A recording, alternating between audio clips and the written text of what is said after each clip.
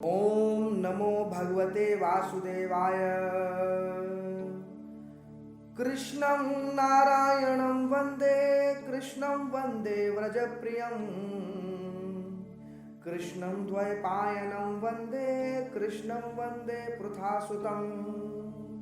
नारायणं नमस्कृत्य नरं चैव नरोत्तमं, देवीं सरस्वतीं व्यासं ततो जयमुदीरयेत्।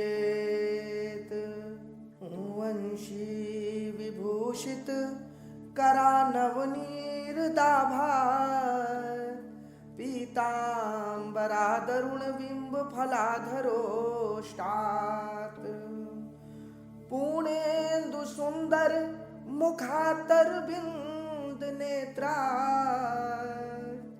कृष्णात् परम किमपि तत्त्वमहं न जाने। बोलिए वृंदावन बिहारी लाल की जय। अथ प्रथमो अध्यायः। सच्चिदानंद स्वरूप भगवान श्री कृष्ण को हम नमस्कार करते हैं, जो जगत की उत्पत्ति, स्थिति और विनाश के हेतु तथा आध्यात्मिक, आधिदैविक और आदि भौतिक तीनों प्रकार के तापों का नाश करने वाले हैं। जिस समय श्री सुखदेव जी का यज्ञोपवीत संस्कार भी नहीं हुआ था तथा लौकिक वैदिक कर्मों के अनुष्ठान का अवसर भी नहीं आया था, तभी उन्हें अकेले ही संन्यास लेने के लिए घर से जाते देखकर उनके पिता व्यास जी विरह से कातर होकर पुकारने लगे, बेटा बेटा तुम कहाँ जा रहे हो। उस समय वृक्षों ने तन्मय होने के कारण श्री सुखदेव जी की ओर से उत्तर दिया था, ऐसे सर्वभूत हृदय स्वरूप श्री सुखदेव मुनि को मैं नमस्कार करता हूँ। एक बार भगवत कथामृत का रसास्वादन करने में कुशल मुनिवर शौनक जी ने नैमिषारण्य क्षेत्र में विराजमान महामती सूत जी को नमस्कार करके उनसे पूछा। शौनक जी बोले, सूत जी, आपका ज्ञान अज्ञानांधकार को नष्ट करने के लिए करोड़ों सूर्यों के समान है। आप हमारे कानों के लिए रसायन, अमृत स्वरूप सार गर्भित कथा कहिए। भक्ति, ज्ञान और वैराग्य से प्राप्त होने वाले महान विवेक की वृद्धि किस प्रकार होती है तथा वैष्णव लोग किस तरह इस माया मोह से अपना पीछा छुड़ाते हैं। इस घोर कलिकाल में जीव प्रायः आसुरी स्वभाव के हो गए हैं। विविध क्लेशों से आक्रांत इन जीवों को शुद्ध अर्थात दैवी शक्ति संपन्न बनाने का सर्वश्रेष्ठ उपाय क्या है। सूत जी, आप हमें कोई ऐसा शाश्वत साधन बताइए जो सबसे अधिक कल्याणकारी तथा पवित्र करने वालों में भी पवित्र हो तथा जो भगवान श्री कृष्ण की प्राप्ति करा दे।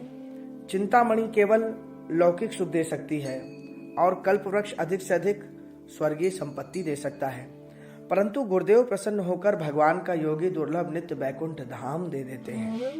सूत जी ने कहा, शौनक जी, तुम्हारे हृदय में भगवान का प्रेम है, इसलिए मैं विचार कर तुम्हें संपूर्ण सिद्धांतों का निष्कर्ष सुनाता हूँ, जो जन्म मृत्यु के भय का नाश कर देता है, जो भक्ति के प्रवाह को बढ़ाता है और भगवान श्री कृष्ण की प्रसन्नता का प्रधान कारण है। मैं तुम्हें वह साधन बतलाता हूँ, उसे सावधान होकर सुनो। श्री सुखदेव जी ने कलयुग में जीवों के काल रूपी सर्प के मुख का ग्रास होने के त्रास का आत्यंतिक नाश करने के लिए श्रीमद् भागवत शास्त्र का प्रवचन किया है। मन की शुद्धि के लिए इससे बढ़कर कोई साधन नहीं है। जब मनुष्य के जन्म जन्मांतर का पुण्य उदय होता है, तभी उसे इस भागवत शास्त्र की प्राप्ति होती है। जब सुखदेव जी राजा परीक्षित को यह कथा सुनाने के लिए सभा में विराजमान हुए, तब देवता लोग उनके पास अमृत का कलश लेकर आ गए। देवता अपना काम बनाने में कुशल होते हैं, अतः यहाँ भी सबने शुक मुनि को नमस्कार करके कहा, आप यह अमृत लेकर बदले में हमें कथामृत का दान दे दीजिए। इस प्रकार परस्पर विनिमय अर्थात अदला बदली हो जाने पर राजा परीक्षित अमृत का पान करें और हम सब श्रीमद् भागवत रूप अमृत का पान करें। इस संसार में कहाँ कांच और कहाँ महामूल्य मणि तथा कहाँ सुधा और कहाँ कथा। श्री सुखदेव जी ने यह सोचकर उस समय देवताओं की हंसी उड़ा दी। उन्हें भक्ति शून्य अर्थात कथा का अनाधिकारी समझकर कथामृत का दान नहीं दिया। इस प्रकार यह श्रीमद् भागवत की कथा देवताओं को भी दुर्लभ है। पूर्व काल में श्रीमद् भागवत के श्रवण से ही राजा परीक्षित की मुक्ति देखकर ब्रह्मा जी को बड़ा आश्चर्य हुआ। उन्होंने सत्यलोक में तराजू बांधकर सब साधनों को तौला। अन्य सभी साधन तौल में हल्के पड़ गए। अपने महत्व के कारण भागवत ही सबसे भारी रहा। यह देखकर सभी ऋषियों का बड़ा विस्मय हुआ। उन्होंने कलयुग में इस भागवत शास्त्र को ही पढ़ने सुनने से तत्काल मोक्ष देने वाला निश्चय किया। सप्ताह विधि से श्रवण करने पर यह निश्चय भक्ति प्रदान करता है। पूर्व काल में इसे दया परायण सनकादि ने देवर्षि नारद को सुनाया था। यद्यपि देवर्षि ने पहले ब्रह्मा जी के मुख से इसे श्रवण कर लिया था, तथापि सप्ताह श्रवण की विधि तो उन्हें सनकादि ने ही बताई थी। शौनक जी ने पूछा, सांसारिक प्रपंच से मुक्त एवं विचरणशील नारद जी का सनकादि के साथ संयोग कहाँ हुआ और विधि विधान के श्रवण में उनकी प्रीति कैसे हुई? सूत जी ने कहा, अब मैं तुम्हें वह भक्तिपूर्ण कथानक सुनाता हूँ जो श्री सुखदेव जी ने मुझे अपना अनन्य शिष्य जानकर एकांत में सुनाया था। एक दिन विशालापुरी में वे चारों निर्मल ऋषि सत्संग के लिए आए। वहां उन्होंने नारद जी को देखा। सनकादि ने पूछा, ब्राह्मण, आपका मुख उदास क्यों हो रहा है? आप चिंतातुर कैसे हैं? इतनी जल्दी जल्दी आप कहाँ जा रहे हैं और आपका आगमन कहाँ से हो रहा है? इस समय तो आप उस पुरुष के समान व्याकुल जान पड़ते हैं जिसका सारा धन लुट गया हो। आप जैसे आसक्ति रहित पुरुष के लिए उचित नहीं है। इसका कारण बताइए। नारद जी ने कहा, मैं सर्वोत्तम लोक समझकर पृथ्वी में आया था। यहाँ पुष्कर, प्रयाग, काशी, गोदावरी अर्थात नासिक, हरिद्वार, कुरुक्षेत्र, श्रीरंग और सेतुबंध आदि कई तीर्थों में मैं इधर उधर विचरता रहा, किंतु मुझे कहीं भी मन को संतोष देने वाली शांति नहीं मिली। इस समय अधर्म के सहायक कलयुग ने सारी पृथ्वी को पीड़ित कर रखा है। अब यहाँ सत्य, तप, शौच अर्थात बाहर भीतर की पवित्रता, दया, दान आदि कुछ भी नहीं है। बेचारे जीव केवल अपना पेट पालने में लगे हुए हैं। वे असत्यभाषी, आलसी, मंदबुद्धि, भाग्यहीन, उपद्रवग्रस्त हो गए हैं। जो साधु संत कहे जाते हैं वे पूरे पाखंडी हो गए हैं। देखने में तो वे विरक्त हैं, किंतु स्त्री, धन आदि सभी का परिग्रह करते हैं। घरों में स्त्रियों का राज्य है। साले सलाहकार बने हुए हैं। लोभ से लोग कन्या विक्रय करते हैं और स्त्री पुरुषों में कलह मचा रहता है। महात्माओं के आश्रम, तीर्थ और नदियों पर यवनों अर्थात विधर्मियों का अधिकार हो गया है। उन दुष्टों ने बहुत से देवालय भी नष्ट कर दिए हैं। इस समय यहाँ न कोई योगी है, न सिद्ध है, न ज्ञानी और न सत्कर्म करने वाला ही है। सारे साधन इस समय कलिरूप दावानल से जलकर भस्म हो गए हैं। इस कलयुग में सभी देशवासी बाजारों में अन्न बेचने लगे हैं। ब्राह्मण पैसा लेकर के वेद पढ़ाते हैं और स्त्रियां वेश्यावृत्ति से निर्वाह करने लगी हैं। इस तरह कलयुग के दोष देखता और पृथ्वी पर विचरता हुआ मैं यमुना जी के तट पर पहुंचा, जहां भगवान श्री कृष्ण की अनेक लीलाएं हो चुकी हैं। मुनिवरों सुनिए, वहां मैंने एक बड़ा आश्चर्य देखा। वहां एक युवती स्त्री खिन्न मन से बैठी थी। उसके पास दो वृद्ध पुरुष अचेत अवस्था में पड़े जोर जोर से सांस ले रहे थे। वह तरुणी उनकी सेवा करती हुई कभी उन्हें चेत कराने का प्रयत्न करती और कभी उनके आगे रोने लगती थी। वह अपने शरीर के रक्षक परमात्मा को दशों दिशाओं में देख रही थी। उसके चारों ओर सैकड़ों स्त्रियां उसे पंखा झल रही थीं और बार बार समझाती थी। दूर से सब चरित देखकर मैं कौतूहलवश उसके पास चला गया। मुझे देखकर वह युवती खड़ी हो गई और बड़ी व्याकुल होकर कहने लगी। युवती ने कहा, अजी महात्मा जी, क्षण भर ठहर जाइए और मेरी चिंता को भी नष्ट कर दीजिए। आपका दर्शन तो संसार के सभी पापों को सर्वथा नष्ट करने वाला है। आपके वचनों से मेरे दुख की भी बहुत कुछ शांति हो जाएगी। मनुष्य का जब बड़ा भाग्य होता है तभी आपके दर्शन होते हैं। नारद जी कहते हैं, तब मैंने उस स्त्री से पूछा, देवी तुम कौन हो? ये दोनों पुरुष तुम्हारे क्या होते हैं? और तुम्हारे पास ये कमल नयनी देवियां कौन हैं? तुम हमें विस्तार से अपने दुख का कारण बताओ। युवती ने कहा, मेरा नाम भक्ति है। ये ज्ञान और वैराग्य नामक मेरे पुत्र हैं। समय के फेर से ही ये जर्जर हो गए हैं। ये देवियां गंगा जी आदि नदियां हैं। ये सब मेरी सेवा करने के लिए ही आई हैं। इस प्रकार साक्षात देवियों के द्वारा सेवित होने पर भी मुझे सुख शांति नहीं है। तपोधन, अब ध्यान देकर मेरा वृत्तांत सुनिए। मेरी कथा वैसे तो प्रसिद्ध है, फिर भी उसे सुनकर आप मुझे शांति प्रदान करें। मैं द्रविड़ देश में उत्पन्न हुई, कर्नाटक में बढ़ी, कहीं कहीं महाराष्ट्र में सम्मानित हुई, किंतु गुजरात में मुझको बुढ़ापे ने आ घेरा। वहां घोर कलयुग के प्रभाव से पाखंडियों ने मुझे अंग भंग कर दिया। चिरकाल तक यह अवस्था रहने के कारण मैं अपने पुत्रों के साथ दुर्बल और निस्तेज हो गई। अब जब से मैं वृंदावन आई, तब से पुनः परम सुंदरी स्वरूपवती नवयुवती हो गई हूँ। किंतु सामने पड़े हुए ये दोनों मेरे पुत्र थके मांदे दुखी हो रहे हैं। अब मैं स्थान छोड़कर अन्यत्र जाना चाहती हूँ। ये दोनों बूढ़े हो गए हैं, इसी दुख से मैं दुखी हूँ। मैं तरुणी क्यों और ये दोनों मेरे पुत्र बूढ़े क्यों? हम तीनों साथ साथ रहने वाले हैं, फिर विपरीतता क्यों? होना तो यह चाहिए कि माता बूढ़ी हो और पुत्र तरुण। इसी समय आश्चर्यचकित चित्त से अपनी इस अवस्था पर शोक करती हूँ। आप परम विद्वान एवं योग निधि हैं, इसका क्या कारण हो सकता है, बताइए। नारद जी ने कहा, साध्वी, मैं अपने हृदय में ज्ञान दृष्टि से तुम्हारे संपूर्ण दुख का कारण देखता हूँ। तुम्हें विषाद नहीं करना चाहिए। श्री हरि तुम्हारा कल्याण करेंगे। सूत जी कहते हैं, मुनिवर नारद जी ने एक क्षण में ही उसका कारण जानकर कहा। नारद जी ने कहा, देवी सावधान होकर सुनो, यह दारुण कलयुग है। इसी से यह इस समय सदाचार, योग मार्ग और तप आदि सब लुप्त हो गए हैं। लोग शर्ता और दुष्कर्म में लगकर अघासुर बन रहे हैं। संसार में जहाँ देखो वहीं सत्पुरुष दुख से म्लान है और दुष्ट सुखी हो रहे हैं। इस समय जिस बुद्धिमान पुरुष का धैर्य बना रहे वही बड़ा ज्ञानी और पंडित है। पृथ्वी क्रमशः प्रतिवर्ष शेष जी के लिए भार रूप होती जा रही है। अब यह छूने योग्य तो क्या, देखने योग्य भी नहीं रह गई है और न इसमें कहीं मंगल ही दिखाई देता है। अब किसी को पुत्रों के साथ तुम्हारा दर्शन भी नहीं होता। विषयानुराग के कारण अंधे बने हुए जीवों से उपेक्षित होकर तुम जर्जर हो रही थी। वृंदावन के संयोग से तुम फिर नवीन तरुणी हो गई हो। अथा यह वृंदावन धाम धन्य है, जहाँ भक्ति सर्वत्र नृत्य कर रही है।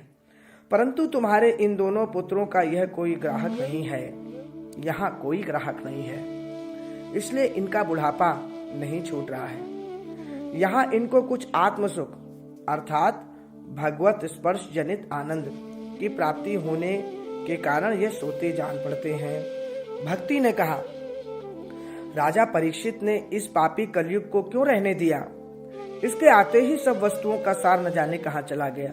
करुणामय श्री हरि से भी यह अधर्म कैसे देखा जाता है? मुने मेरा यह संदेह दूर करिए। आपके वचनों से मुझे बड़ी शांति मिलती है।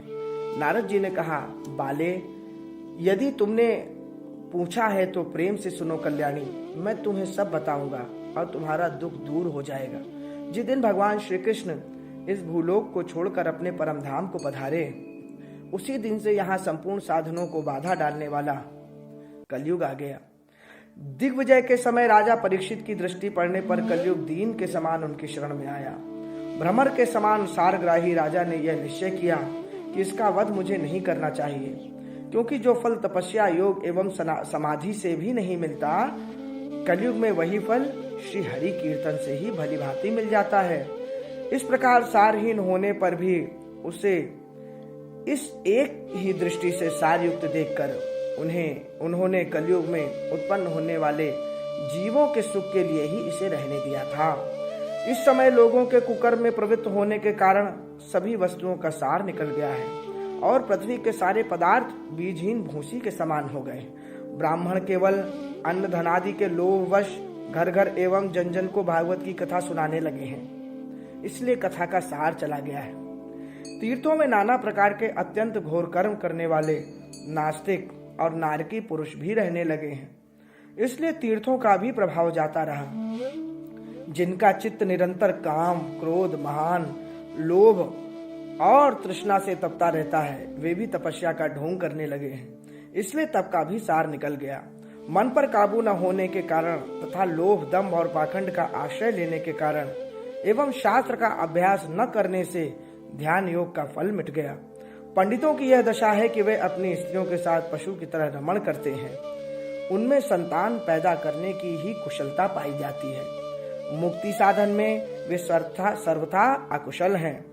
संप्रदायानुसार प्राप्त हुई वैष्णवता भी कहीं देखने में नहीं आती।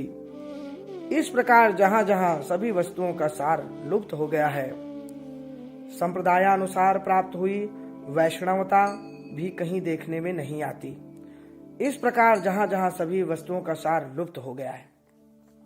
यह तो इस युग का स्वभाव ही है, इसमें किसी का दोष नहीं। इसी से पुंडरीकाक्ष भगवान बहुत समीप रहते हुए भी यह सब सह रहे हैं। सूत जी कहते हैं, शौनक जी, इस प्रकार देवर्षि नारद के वचन सुनकर भक्ति को बड़ा आश्चर्य हुआ। फिर उसने जो कुछ कहा उसे सुनिए।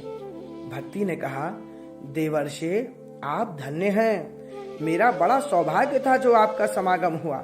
संसार में साधुओं का दर्शन ही समस्त सिद्धियों का परम कारण है। आपका केवल एक बार उपदेश धारण करके कयाधु कुमार प्रहलाद ने माया पर विजय प्राप्त कर ली थी। ध्रुव ने भी आपकी कृपा से ही ध्रुवपद प्राप्त किया। आप सर्व मंगलमय और साक्षात श्री ब्रह्मा जी के पुत्र हैं। मैं आपको नमस्कार करती हूँ। इति पद्म पुराणे उत्तरखंडे श्रीमद् भागवत महात्म्ये भक्ति नारद समागमो नाम प्रथमो अध्यायः। अथ द्वितीयो अध्यायः। नारद जी ने कहा, बालिक, तुम व्यर्थ ही अपने को क्यों खेद में डाल रही हो? अरे तुम इतनी चिंतातुर क्यों हो? भगवान श्री कृष्ण के चरण कमलों का चिंतन करो। उनकी कृपा से तुम्हारा सारा दुख दूर हो जाएगा। जिन्होंने कौरवों के अत्याचार से द्रौपदी की रक्षा की थी और गोप सुंदरियों को सनाथ किया था, वो श्री कृष्ण कहीं चले थोड़े ही गए हैं। फिर तुम तो भक्ति हो और सदा उन्हें प्राणों से भी प्यारी हो। तुम्हारे बुलाने पर तो भगवान नीचों के घरों में भी चले जाते हैं। सत्य, त्रेता और द्वापर, इन 3 युगों में ज्ञान और वैराग्य मुक्ति के साधन थे, किंतु कलयुग में तो केवल भक्ति ही ब्रह्म सायुज्य अर्थात मोक्ष की प्राप्ति कराने वाली है। यह सोचकर ही परमानंद चिन्मूर्ति ज्ञान स्वरूप श्री हरि ने अपने स्वरूप से तुम्हें रचा है। तुम साक्षात श्री कृष्णचंद्र की प्रिया और परम सुंदरी हो।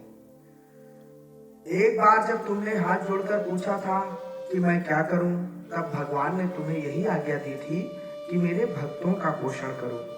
तुमने भगवान की वह आज्ञा स्वीकार की। इससे तुम पर श्री हरि बहुत प्रसन्न हुए और तुम्हारी सेवा करने के लिए मुक्ति को तुम्हें दासी के रूप में दे दिया और इन ज्ञान वैराग्य को पुत्रों के रूप में। तुम अपने साक्षात स्वरूप से बैकुंठ धाम में ही भक्तों का पोषण करती हो। भूलोक में तो तुमने उनकी पुष्टि के लिए केवल छाया रूप धारण कर रखा है। तब तुम मुक्ति, ज्ञान और वैराग्य को साथ लिए पृथ्वी तल पर आई और सतयुग से द्वापर पर्यंत बड़े आनंद से रही। कलयुग में तुम्हारी दासी मुक्ति पाखंड रूप से पीड़ित होकर क्षीण होने लगी थी, इसलिए वह तो तुरंत ही तुम्हारी आज्ञा से बैकुंठ लोक को चली गई।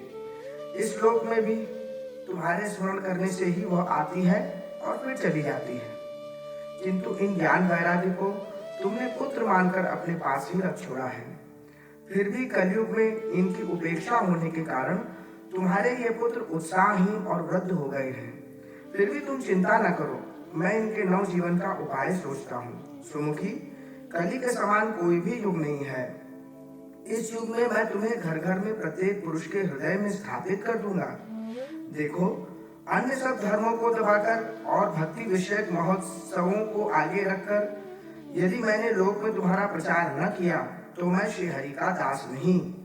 इस कलयुग में जो जीव तुमसे युक्त होंगे वे पापी होने पर भी भी कटके भगवान श्री कृष्ण के अभय धाम को प्राप्त होंगे। जिनके हृदय में निरंतर प्रेम रूपणी भक्ति निवास करती है, वे शुद्धांतःकरण पुरुष स्वप्न में भी यमराज को नहीं देखते। जिनके हृदय में भक्ति महारानी का निवास है, उन्हें प्रेत, पिशाच, राक्षस या दैत्य आदि स्पर्श करने में भी समर्थ नहीं हो सकते। तप, वेदाध्ययन, ज्ञान और कर्म आदि किसी भी साधन से भगवान वश में नहीं किए जा सकते। वे केवल भक्ति से ही वशीभूत होते हैं। इसमें श्री गोपी जन प्रमाण है। मनुष्यों का सहस्त्रों जन्म के पुण्य प्रताप से भक्ति में अनुराग होता है। कलयुग में केवल भक्ति ही सार है। भक्ति से तो साक्षात श्री कृष्णचंद्र सामने उपस्थित हो जाते हैं। जो लोग भक्ति से द्रोह करते हैं, वे तीनों लोकों में दुख ही दुख पाते हैं। पूर्व काल में भक्त का तिरस्कार करने वाले दुर्वासा ऋषि को बड़ा कष्ट उठाना पड़ा था। बस व्रत, तीर्थ, योग, यज्ञ और ज्ञान चर्चा आदि बहुत से साधनों की कोई आवश्यकता नहीं है। एकमात्र भक्ति ही मुक्ति देने वाली है। सूत जी कहते हैं, इस प्रकार नारद जी के निर्णय किए हुए अपने महात्म को सुनकर भक्ति के सारे अंग पुष्ट हो गए और वो उनसे कहने लगी। भक्ति ने कहा, नारद जी आप धन्य हैं, आपकी मुझ में निश्चल प्रीति है। मैं सदा आपके हृदय में रहूंगी, कभी आपको छोड़कर नहीं जाऊंगी। साधो, आप बड़े कृपालु हैं। आपने क्षण भर में ही मेरा सारा दुख दूर कर दिया, किंतु अभी मेरे पुत्रों को चेतना नहीं आई। आप इन्हें शीघ्र ही सचेत कर दीजिए, जगा दीजिए। सूत जी कहते हैं, भक्ति के ये वचन सुनकर नारद जी को बड़ी करुणा आई और वे उन्हें हाथ से हिला डुलाकर जगाने लगे। फिर उनके कानों के पास मुंह लगाकर जोर से कहा, ओ ज्ञान जल्दी जग पड़ो, ओ वैराग्य जल्दी जग पड़ो। फिर उन्होंने वेद ध्वनि, वेदांत घोष और बार बार गीता का पाठ करके उन्हें जगाया। इससे वे जैसे तैसे जोर लगाकर उठे, किंतु आलस के कारण वे दोनों जमाई लेते रहे। नेत्र उघाड़ कर देख भी नहीं सके। उनके बाल बगलों की तरह सफेद हो गए थे। उनके अंग प्रायः सूखे कंठ के समान निस्तेज और कठोर हो गए थे। इस प्रकार भूख प्यास के मारे अत्यंत दुर्बल होने के कारण उन्हें फिर सोते देख नारद जी को बड़ी चिंता हुई और वे सोचने लगे, अब मुझे क्या करना चाहिए। इनकी यह नींद और इससे भी बढ़कर इनकी वृद्धावस्था कैसे दूर हो। शौनक जी, इस प्रकार नारद जी चिंता करते करते भगवान का स्मरण करने लगे। उसी समय यह आकाशवाणी हुई कि मुने खेद मत करो, तुम्हारा यह उद्योग निस्संदेह सफल होगा। देवर्षि, इसके लिए तुम एक सत्कर्म करो। वह कर्म तुम्हें संत शिरोमणि महानुभाव बताएंगे। उस सत्कर्म का अनुष्ठान करते ही क्षण भर में इनकी नींद और वृद्धावस्था चली जाएंगी तथा सर्वत्र भक्ति का प्रसार होगा। यह आकाशवाणी वहां सभी को साफ साफ सुनाई दी। इससे नारद जी को बड़ा विस्मय हुआ और वे कहने लगे, मुझे तो इसका कुछ आशय समझ नहीं आया। इस आकाशवाणी ने भी गुप्त रूप में ही बात कही। यह नहीं बताया कि वह कौन सा साधन किया जाए जिससे इनका कार्य सिद्ध हो। वे संत न जाने कहाँ मिलेंगे और किस प्रकार उस साधन को बताएंगे। अब आकाशवाणी ने जो कुछ कहा है उसके अनुसार मुझे क्या करना चाहिए। सूत जी कहते हैं, शौनक जी, तब ज्ञान वैराग्य दोनों को वहीं छोड़कर नारद मुनि वहां से चल पड़े और प्रत्येक तीर्थ में जाकर मार्ग में मिलने वाले मुनीश्वरों से वह साधन पूछने लगे। उनकी उस बात को सुनते तो सब थे, किंतु उसके विषय में कोई कुछ भी निश्चित उत्तर न देता। किन्हीं ने उन्हें असाध्य बताया, कोई बोले इसका ठीक पता लगाना ही कठिन है। कोई सुनकर चुप रह गए और कोई तो अपनी अवज्ञा होने के भय से बात को टाल टूल कर खिसक गए। त्रिलोक में महान आश्चर्यजनक हाहाकार मच गया। लोग आपस में कानाफूसी करने लगे। भाई, जब वेद ध्वनि, वेदांत घोष और बार बार गीता पाठ सुनाने पर भी भक्ति, ज्ञान और वैराग्य ये तीनों नहीं जगाए जा सके, तब और कोई उपाय नहीं है। स्वयं योगीराज नारद को भी जिसका ज्ञान नहीं है, उसे दूसरे संसारी लोग कैसे बता सकते हैं? इस प्रकार जिन जिन ऋषियों से इसके विषय में पूछा गया, उन्होंने निर्णय करके यही कहा कि यह बात दो साथ ही है। तब नारद जी बहुत चिंतातुर हुए और बद्री बनाए। ज्ञान वैराग्य को जगाने के लिए वहां उन्होंने यह निश्चय किया कि मैं तप करूंगा। इसी समय उन्हें अपने सामने करोड़ों सूर्यों के समान तेजस्वी सनकादि मुनीश्वरों का दर्शन हुआ। उन्हें देखकर वे मुनिश्रेष्ठ कहने लगे। नारद जी ने कहा, महात्माओं, इस समय बड़े भाग्य से मेरा आप लोगों के साथ समागम हुआ है। आप मुझ पर कृपा करके शीघ्र ही वह साधन बताइए। आप सभी लोग बड़े योगी, बुद्धिमान और विद्वान हैं। आप देखने में तो 5-5 वर्षों के बालक से जान पड़ते हैं, किंतु हैं पूर्वजों के भी पूर्वज। आप लोग सदा वैकुंठ धाम में निवास करते हैं, निरंतर हरि कीर्तन में तत्पर रहते हैं, भगवत लीलामृत का रसास्वादन कर सदा उसी में उन्मत्त रहते हैं और एकमात्र भगवत कथा ही आपके जीवन का आधार है। हरि शरणम, भगवान ही हमारे रक्षक हैं। यह वाक्य मंत्र सर्वदा आपके मुख में रहता है। इसी से काल प्रेरित वृद्धावस्था भी आपको बाधा नहीं पहुंचाती। पूर्व काल में आपके भ्रूभृंग मात्र से भगवान विष्णु के द्वारपाल जय और विजय तुरंत पृथ्वी पर गिर गए थे और फिर आपकी ही कृपा से वह पुनः वैकुंठ लोक पहुंच गए। धन्य हैं, इस समय आपका दर्शन बड़े सौभाग्य से ही हुआ है।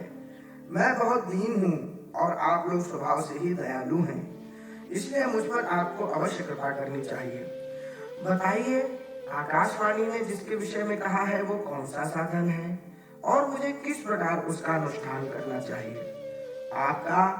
आप इसका विस्तार से वर्णन कीजिए। भक्ति, ज्ञान और वैराग्य को किस प्रकार सुख मिल सकता है और किस तरह इनकी प्रेम पूर्वक सब वर्णों में प्रतिष्ठा की जा सकती है? सनकादि ने कहा, देवर्षि, आप चिंता न करें, मन प्रसन्न हो। उनके उद्धार का एक सरल उपाय पहले से ही विद्यमान है। नारद जी, आप धन्य हैं, आप विरक्तों के शिरोमणि हैं, श्री कृष्ण के दासों के शाश्वत पथ प्रदर्शक एवं भक्ति योग के भास्कर हैं। आप भक्ति के लिए जो उद्योग कर रहे हैं, यह आपके लिए कोई आश्चर्य की बात नहीं समझनी चाहिए। भगवान के भक्त के लिए तो भक्ति की सम्यक स्थापना करना सदा उचित ही है। ऋषियों ने संसार में अनेकों मार्ग प्रकट किए हैं, किंतु वे सभी कष्ट साध्य हैं और परिणाम में प्रायः स्वर्ग की ही प्राप्ति कराने वाले हैं। अभी तक भगवान की प्राप्ति कराने वाला मार्ग तो गुप्त ही रहा है। उसका उपदेश करने वाला पुरुष प्रायः भाग्य से ही मिलता है। आपको आकाशवाणी से जिस सत्कर्म का संकेत किया है, उसे हम बतलाते हैं। आप प्रसन्न और समाहित चित्त होकर सुनिए। नारद जी, द्रव्य यज्ञ, तपो यज्ञ, योग यज्ञ और स्वाध्याय रूप ज्ञान यज्ञ, ये सब तो स्वर्ग आदि की प्राप्ति कराने वाले कर्म की ओर संकेत करते हैं। पंडितों ने ज्ञान यज्ञ को ही सत्कर्म अर्थात मुक्तिदायक कर्म का सूचक माना है। श्रीमद् भागवत का पारायण है, वह श्रीमद् भागवत का पारायण है जिसका गान शुकादि महानुभावों ने किया है। उसके शब्द सुनने से ही भक्ति, ज्ञान और वैराग्य को बढ़ावा मिलेगा। इससे ज्ञान वैराग्य का कष्ट मिट जाएगा और भक्ति को आनंद मिलेगा। सिंह की गर्जना सुनकर जैसे भेड़िए भाग जाते हैं, उसी प्रकार श्रीमद् भागवत की ध्वनि से कलयुग के सारे दोष नष्ट हो जाएंगे। तब प्रेम रस प्रवाहित करने वाली भक्ति, ज्ञान और वैराग्य को साथ लेकर प्रत्येक घर और व्यक्ति के हृदय में क्रीड़ा करेगी। मैंने वेद वेदांत की ध्वनि और गीता पाठ करके उन्हें बहुत जगाया। नारद जी ने कहा, मैंने वेद वेदांत की ध्वनि और गीता पाठ करके उन्हें बहुत जगाया। किंतु फिर भी भक्ति, ज्ञान और वैराग्य तीनों नहीं जगे। ऐसी स्थिति में श्रीमद् भागवत सुनाने से वे कैसे जागेंगे? क्योंकि उस कथा के प्रत्येक श्लोक और प्रत्येक पद में भी वेदों का ही तो सारांश है। आप लोग शरणागत वत्सल हैं और तथा आपका दर्शन कभी व्यर्थ नहीं होता, इसलिए मेरा यह संदेह दूर कर दीजिए, इस कार्य में विलंब न कीजिए। सनकादि ने कहा, श्रीमद् भागवत की कथा वेद और उपनिषदों के सार से बनी है, इसलिए उनसे अलग उनकी फलरूपा होने के कारण वह बड़ी उत्तम ज्ञान जान पड़ती है। जिस प्रकार रस वृक्ष की जड़ से लेकर शाखाग्र पर्यंत रहता है, किंतु इस स्थिति में उसका आस्वादन नहीं किया जा सकता, वही जब अलग होकर के फल के रूप में आ जाता है, तब संसार में सभी को प्रिय लगने लगता है। दूध में घी रहता ही है, किंतु उस समय उसका अलग स्वाद नहीं मिलता। वही जब उससे अलग हो जाता है, तब देवताओं के लिए भी स्वादवर्धक हो जाता है। खांड ईख के ओर छोर और बीच में भी व्याप्त रहती है, तथापि अलग होने पर उसकी कुछ और ही मिठास होती है। ऐसे ही यह भागवत की कथा है। यह भागवत पुराण वेदों के समान है। श्री व्यास देव ने इसे भक्ति, ज्ञान और वैराग्य की स्थापना के लिए प्रकाशित किया है। पूर्व काल में जिस समय वेद वेदांत के पारगामी और गीता की भी रचना करने वाले भगवान व्यास देव खिन्न होकर अज्ञान समुद्र में गोते खा रहे थे, उस समय आपने ही उन्हें 4 श्लोकों में इसका उपदेश किया था। उसे सुनते ही उनकी सारी चिंता दूर हो गई थी। फिर इसमें आपको आश्चर्य क्यों हो रहा है जो आप हमसे प्रश्न कर रहे हैं? आपको उन्हें शोक और दुख का विनाश करने वाला श्रीमद् भागवत पुराण ही सुनाना चाहिए। नारद जी ने कहा, महानुभावों, आपका दर्शन जीव के संपूर्ण पापों को तत्काल नष्ट कर देता है और जो संसार दुख रूप दावानल से तपे हुए हैं, उन पर शीघ्र ही शांति की वर्षा करता है। आप निरंतर शेष जी के सहस्त्र मुखों से गाए हुए भगवत कथामृत का ही रसपान करते रहते हैं। मैं प्रेम लक्षणा भक्ति का प्रकाश करने के उद्देश्य से आपकी शरण लेता हूँ। जब अनेकों जन्मों के संचित पुण्य पुंज का उदय होने से मनुष्य को सत्संग मिलता है, तब वह उसके अज्ञान जनित मोह और मद रूप अंधकार का नाश करके विवेक उदय होता है। इति श्रीपद्म पुराणे उत्तरखंडे श्रीमद् भागवत महात्म्ये कुमार नारद संवादो नाम तृतीयो अध्यायः। अथ तृतीयो अध्यायः। नारद जी कहते हैं, अब मैं भक्ति, ज्ञान और वैराग्य को स्थापित करने के लिए प्रयत्न पूर्वक श्री सुखदेव जी के कहे हुए भागवत शास्त्र की कथा द्वारा उज्जवल ज्ञान यज्ञ करूंगा। यह यज्ञ मुझे कहाँ करना चाहिए? आप इसके लिए कोई स्थान बता दीजिए। आप लोग वेद के पारगामी हैं, इसलिए मुझे इस शुभ शास्त्र की महिमा सुनाइए। यह भी बताइए कि श्रीमद् भागवत की कथा कितने दिनों में सुनानी चाहिए और उसके सुनने की विधि क्या है? सनकादि बोले, नारद जी, आप बड़े विनीत और विवेकी हैं। सुनिए, हम आपको ये सब बातें बताते हैं। हरिद्वार के पास आनंद नाम का एक घाट है। वहाँ अनेकों ऋषि रहते हैं तथा देवता और सिद्ध लोग भी उसका सेवन करते हैं। भांति भांति के वृक्ष और लताओं के कारण वह बड़ा सघन है और वहाँ बड़ी कोमल नवीन बालू बिछी हुई है। वो घाट बड़ा ही सुरम्य और एकांत प्रदेश में है। वहाँ हर समय सुनहरे कमलों की सुगंध आया करती है। उसके आसपास रहने वाले सिंह, हाथी आदि परस्पर विरोधी जीवों के चित्त में भी बैर भाव नहीं है। वहां आप बिना किसी विशेष प्रयत्न के ही ज्ञान यज्ञ आरंभ कर दीजिए। उस स्थान पर कथा में अपूर्व रस का उदय होगा।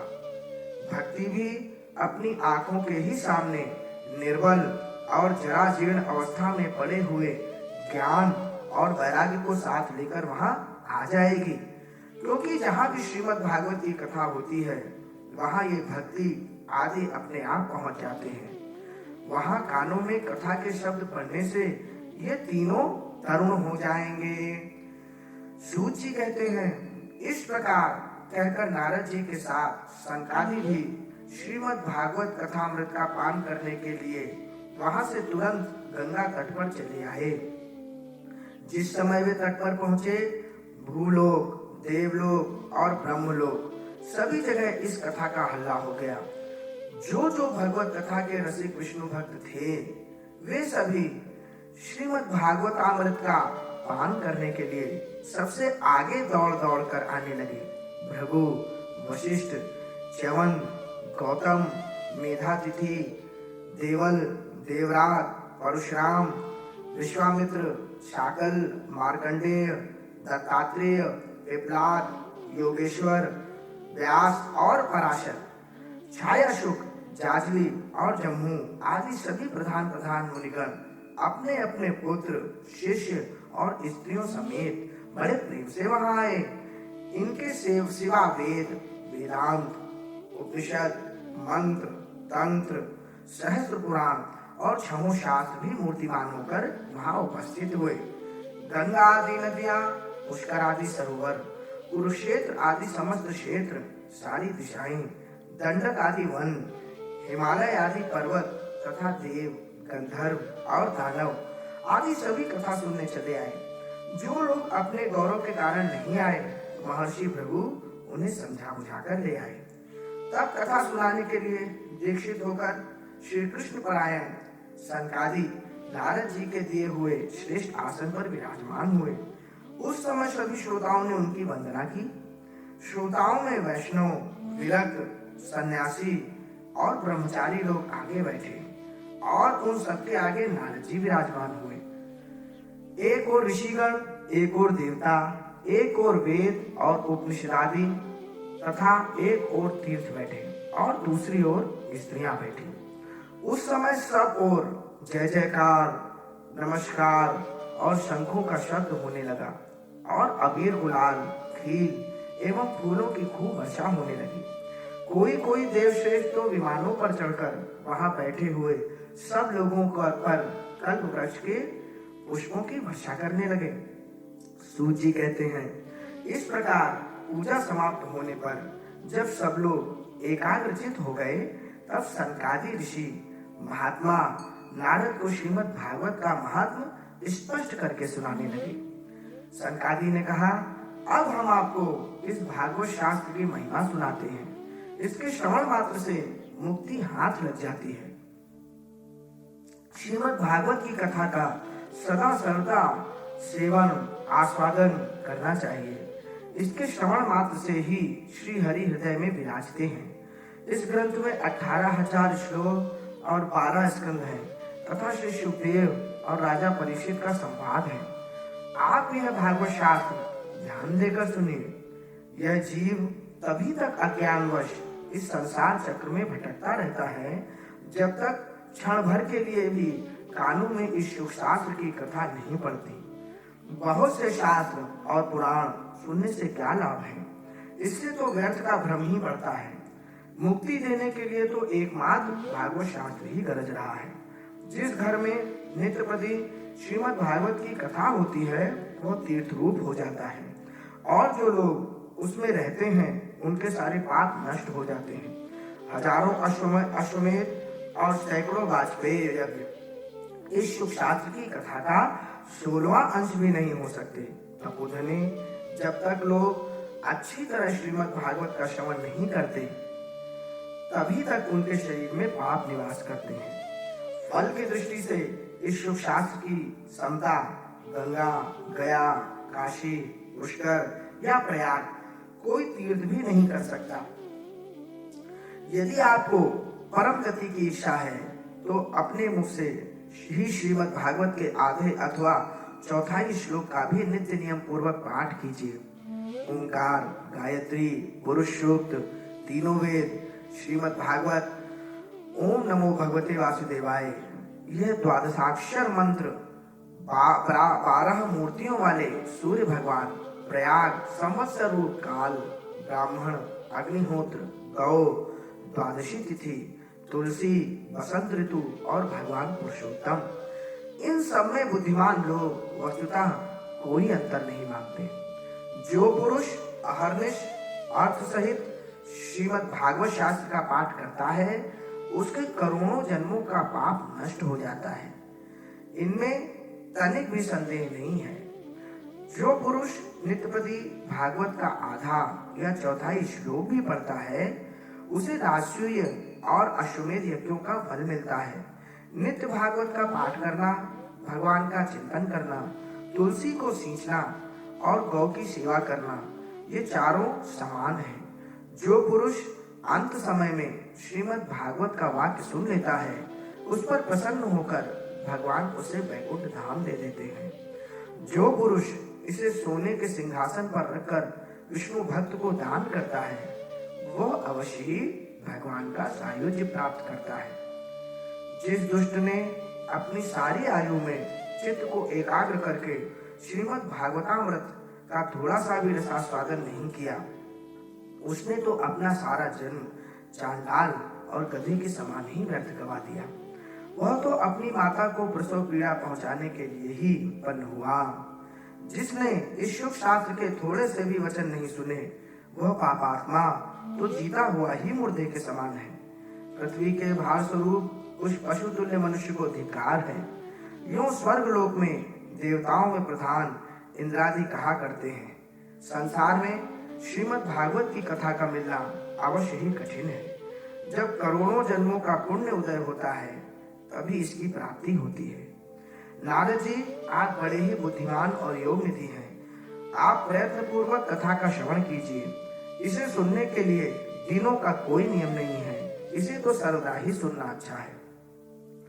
इसे सत्य भाषण और ब्रह्मचर्य पालन पूर्वक सर्वदा ही सुनना श्रेष्ठ माना गया है। किंतु कलयुग में ऐसा होना कठिन है, इसलिए इसकी सुखदेव जी ने जो विशेष विधि बनाई है, उसे जान लीजिए। कलयुग में बहुत दिनों तक चित्त की वृत्तियां को वश में रखना, नियमों में बंधे रहना और किसी पुण्य कार्य के लिए दीक्षित रहना कठिन है। इसलिए सप्ताह श्रवण की विधि है। श्रद्धा पूर्वक कभी भी श्रवण करने से अथवा माघ मास में श्रवण करने से जो फल होता है, वही फल श्री सुखदेव जी ने सप्ताह श्रवण में निर्धारित किया है।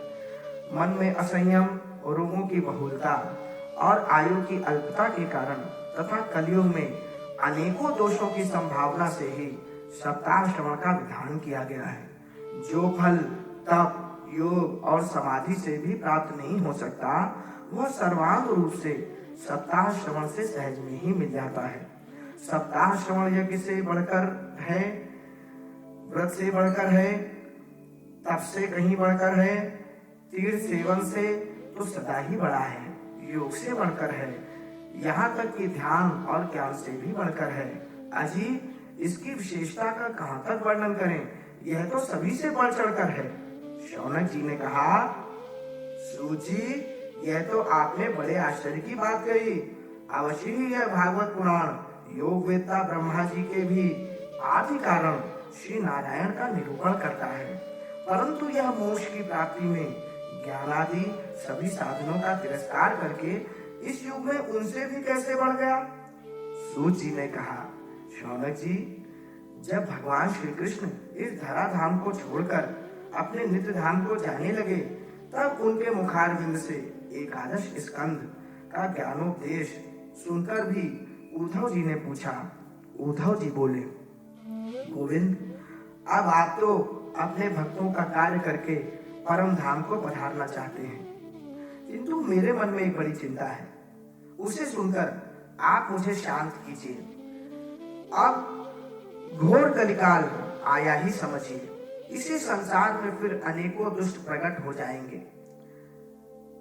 उनके संसर्ग से जब अनेकों सत्पुरुष भी उग्र प्रकृति के हो जाएंगे, तब उनके भार से दबकर यह घोर रूपणी पृथ्वी किसकी शरण में जाएगी। कमल नयन, मुझे तो आपको छोड़कर इसकी रक्षा करने वाला कोई दूसरा नहीं दिखाई देता।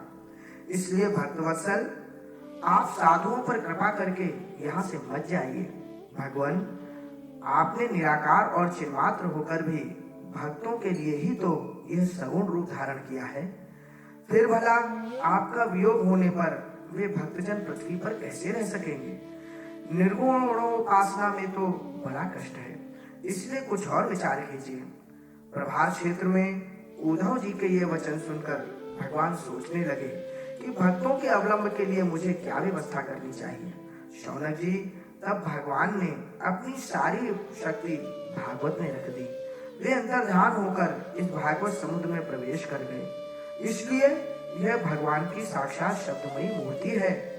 इसके सेवन, श्रवण, पाठ अथवा दर्शन से ही मनुष्य के सारे पाप नष्ट हो जाते हैं। इसी से इसका सप्ताह श्रवण सबसे बढ़कर माना गया है। और कलयुग में तो अन्य सब साधनों को छोड़कर यही प्रधान धर्म बताया गया है। कलिकाल में यही ऐसा धर्म है जो दुख, दरिद्रता, दुर्भाग्य और पापों की सफाई कर देता है तथा कर्म, काम, क्रोधादि शत्रुओं पर विजय दिलाता है। अन्यथा भगवान की इस माया से पीछा छुड़ाना देवताओं के लिए भी कठिन है, मनुष्य तो इसे छोड़ ही कैसे सकते हैं। अर्थात इससे छूटने के लिए भी सप्ताह श्रवण का विधान किया गया है। सूत जी कहते हैं, शौनक जी, जिस समय सनकादि मुनीश्वर इस प्रकार सप्ताह श्रवण की महिमा बखान कर रहे थे, उस सभा में एक बड़ा आश्चर्य हुआ। उसे मैं तुम्हें बतलाता हूँ, सुनो। वहां तरुणावस्था को प्राप्त हुए अपने दोनों पुत्रों को साथ लिए विशुद्ध प्रेम रूपा भक्ति बार बार श्री कृष्ण गोविंद हरे मुरारे, हे नाथ नारायण वासुदेव, श्री कृष्ण गोविंद हरे मुरारे, हे नाथ नारायण वासुदेव आदि भगवान नामों का उच्चारण करती हुई अकस्मात प्रकट हो गई। सभी सदस्यों ने देखा कि परम सुंदरी भक्ति रानी भागवत के अर्थों का आभूषण पहने वहां पधारी है। मुनियों की उस सभा में सभी तर्क वितर्क करने लगे कि ये यहाँ कहाँ कैसे आई, कैसे प्रविष्ट हुई। तब सनकादि ने कहा, ये भक्ति देवी अभी अभी कथा के अर्थ से निकली हैं। उनके ये वचन सुनकर भक्ति ने अपने पुत्रों समेत अत्यंत विनम्र होकर सनत कुमार जी से कहा, भक्ति बोली, मैं कलयुग में नष्ट प्राय हो गई थी। आपने कथामृत से सींचकर मुझे फिर पुष्ट कर दिया। अब आप यह बताइए कि मैं कहाँ रहूं? यह सुनकर सनकादि ने उनसे कहा, तुम भक्तों को भगवान का स्वरूप प्रदान करने वाली, अनन्य प्रेम का संपादन करने वाली और संसार रोग को निर्मूल करने वाली हो। अतः तुम धैर्य धारण करके नित्य निरंतर विष्णु भक्तों के हृदय में ही निवास करो। कलयुग के दोष भले ही सारे संसार पर अपना प्रभाव डालें, किंतु वहां तुम पर इनकी दृष्टि भी नहीं पड़ सकेगी। इस प्रकार उनकी आज्ञा पाते ही भक्ति तुरंत भगवत भक्तों के हृदय में जा विराजी। जिनके हृदय में एकमात्र श्री हरि की भक्ति निवास करती है, वे त्रिलोकी में अत्यंत निर्धन होने पर भी परम धन्य है, क्योंकि इस भक्ति की डोरी से बंधकर तो साक्षात भगवान भी अपना परम धाम छोड़कर उनके हृदय में आकर बस जाते हैं। भूलोक में यह भागवत साक्षात परब्रह्म का विग्रह है। हम इसकी महिमा कहाँ तक वर्णन करें। इसका आश्रय लेकर इसे सुनाने से तो सुनने और सुनाने वाले दोनों को ही भगवान श्री कृष्ण की समता प्राप्त हो जाती है। अतः इसे छोड़कर अन्य धर्मों से क्या प्रयोजन है। इति पद्म पुराणे, इति श्री पद्म पुराणे उत्तरखंडे श्रीमद् भागवत महात्म्ये भक्ति कष्ट निवर्तनम नाम तृतीयो अध्यायः। अथ चतुर्थो अध्यायः गोकर्णोपाख्यान प्रारंभ। सूत जी कहते हैं, मुनिवर, उस समय अपने भक्तों के चित्त में अलौकिक भक्ति का प्रादुर्भाव हुआ देख भक्त वत्सल श्री भगवान अपना धाम छोड़कर वहां पधारे।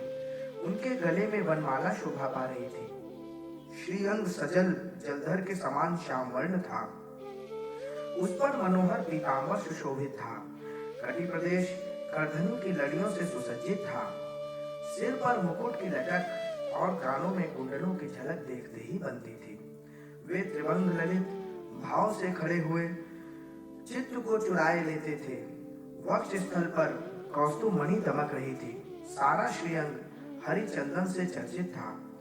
उस रूप की शोभा क्या कहें। उसने तो मानो करोड़ों कामदेवों की रूप माधुरी छीन ली थी। वे परमानंद चिन्मूर्ति, मधुराति मधुर, मुरलीधर ऐसी अनुपम छवि से अपने भक्तों को निर्मल चित्तों में आविर्भूत हुए। भगवान के नित्य लोक निवासी लीला परिकर उद्धव आदि वहां गुप्त रूप से उस कथा को सुनने के लिए आए हुए थे। प्रभु के प्रकट होते ही चारों ओर जय हो की ध्वनि होने लगी। उस समय भक्ति रस का अद्भुत प्रभाव चला। बार बार अबीर, गुलाल और पुष्पों की वर्षा तथा शंख ध्वनि होने लगी। उस सभा में जो लोग बैठे थे उन्हें अपने देह, गेह और आत्मा की भी कोई सुधि न रही। उनकी ऐसी तन्मयता देखकर नारद जी कहने लगे, मुनीश्वरगण, आज सप्ताह श्रवण की मैंने यह बड़ी ही अलौकिक महिमा देखी। यहाँ तो जो बड़े मूर्ख, दुष्ट और पशु पक्षी भी हैं, वे सभी अत्यंत निष्पाप हो गए हैं। अतः इसमें संदेह नहीं कि कलिकाल में चित्त की शुद्धि के लिए इस भागवत कथा के समान मर्त्य लोक में पाप पुंज का नाश करने वाला कोई दूसरा पवित्र साधन नहीं है। मुनिवर, आप लोग बड़े कृपालु हैं। आपने संसार के कल्याण का विचार करके यह बिल्कुल निराला ही मार्ग निकाला है। आप कृपया यह तो बताइए कि इस कथा रूप सप्ताह यज्ञ के द्वारा संसार में कौन कौन लोग पवित्र हो जाते हैं। संकादी ने कहा, जो लोग सदा तरह तरह के पाप किया करते हैं, निरंतर दुराचार में ही तत्पर रहते हैं और उल्टे मार्गों से चलते हैं तथा जो क्रोधाग्नि से जलते रहने वाले कुटिल और काम परायण हैं, वे सभी इस कलयुग में सप्ताह यज्ञ से पवित्र हो जाते हैं। जो सत्य से च्युत, माता पिता की निंदा करने वाले, तृष्णा के मारे व्याकुल, आश्रम धर्म से रहित, दंभी, दूसरों की उन्नति देखकर उड़ने वाले और दूसरों को दुख देने वाले हैं, वे भी कलयुग में सप्ताह यज्ञ से पवित्र हो जाते हैं। जो मदिरापान, ब्रह्म हत्या, सुवर्ण की चोरी, गुरु स्त्री गमन और विश्वासघात, ये 5 महापाप करने वाले, छल छद्म परायण, क्रूर, पिशाचों के समान निर्दयी, ब्राह्मणों के धन से पुष्ट होने वाले और व्यभिचारी हैं, वे भी कलयुग के सप्ताह यज्ञ से पवित्र हो जाते हैं। जो दुष्ट आग्रह पूर्वक सर्वदा मन, वाणी या शरीर से पाप करते रहते हैं, दूसरे के धन से ही पुष्ट होते हैं तथा मलिन मन और दुष्ट हृदय वाले हैं, वे भी कलयुग में सप्ताह यज्ञ से पवित्र हो जाते हैं। नारद जी, अब हम तुम्हें इस विषय में एक प्राचीन इतिहास सुनाते हैं। उसके सुनने से ही सब पाप नष्ट हो जाते हैं। पूर्व काल में तुंगभद्रा नदी के किनारे तुंगभद्रा नदी के तट पर एक अनुपम नगर बसा हुआ था। वहां सभी वर्णों के लोग अपने अपने धर्मों का आचरण करते हुए सत्य और सत्कर्मों में तत्पर रहते थे। उस नगर में समस्त वेदों का विशेषज्ञ और श्रौत स्मार्त कर्मों में निपुण एक आत्मदेव नामक ब्राह्मण रहता था। वह साक्षात दूसरे सूर्य के समान तेजस्वी था। वह धनी होने पर भी भिक्षाजीवी था। उसकी प्यारी पत्नी धुंधली, कुलीन एवं सुंदरी होने पर भी सदा अपनी बात पर अड़ जाने वाली थी। उसे लोगों की बात करने में सुख मिलता था। स्वभाव था क्रूर, प्रायः कुछ न कुछ बकवास करती रहती थी। गृह कार्य में निपुण थी, कृपण थी और थी झगड़ालू भी। इस प्रकार ब्राह्मण दंपति प्रेम से अपने घर में रहते और विहार करते थे। उनके पास अर्थ और भोग विलास की सामग्री बहुत थी। घर द्वार भी सुंदर थे, परंतु उससे उन्हें सुख नहीं था। जब अवस्था बहुत ढल गई, तब उन्होंने संतान के लिए तरह तरह के पुण्य कर्म आरंभ किए और वे दीन दुखियों को गौ, पृथ्वी, सुवर्ण और वस्त्र आदि दान करने लगे। इस प्रकार धर्म मार्ग पे उन्होंने अपना आधा धन समाप्त कर दिया, तो भी उन्हें पुत्र या पुत्री किसी का भी मुख देखने को न मिला। इसलिए अब वह ब्राह्मण बहुत ही चिंतातुर रहने लगा। एक दिन वो ब्राह्मण देवता बहुत दुखी होकर घर से निकलकर वन को चल दिया। दोपहर के समय उसे प्यास लगी, इसलिए वह एक तालाब पर आया। संतान के अभाव के दुख ने उसके शरीर को बहुत सुखा दिया था, इसलिए थक जाने के कारण जल पीकर वह वहीं बैठ गया। 2 घड़ी बीतने पर वहां एक सन्यासी महात्मा आए। जब ब्राह्मण देवता ने देखा कि वे जल पी चुके हैं, तब वह उनके पास गया और चरणों में नमस्कार करने के बाद सामने खड़े होकर लंबी लंबी सांसें लेने लगा। सन्यासी ने पूछा, कहो ब्राह्मण देवता, रोते क्यों हो? ऐसी तुम्हें क्या भारी चिंता है? तुम जल्दी ही मुझे अपने दुख का कारण बताओ। ब्राह्मण ने कहा, महाराज, मैं अपना पूर्व जन्म के पापों से संचित दुख का क्या वर्णन करूं? अब मेरे पितर मेरे द्वारा दी हुई जलांजलि के जल को अपनी चिंताजनित सांस से कुछ गर्म करके पीते हैं। देवता और ब्राह्मण मेरा दिया हुआ प्रसन्न मन से स्वीकार भी नहीं करते हैं। मेरे संतान के लिए मैं इतना दुखी हो गया हूँ कि मुझे अब सूना ही सूना दिखाई देता है। मैं प्राण त्यागने के लिए यहाँ आया हूँ।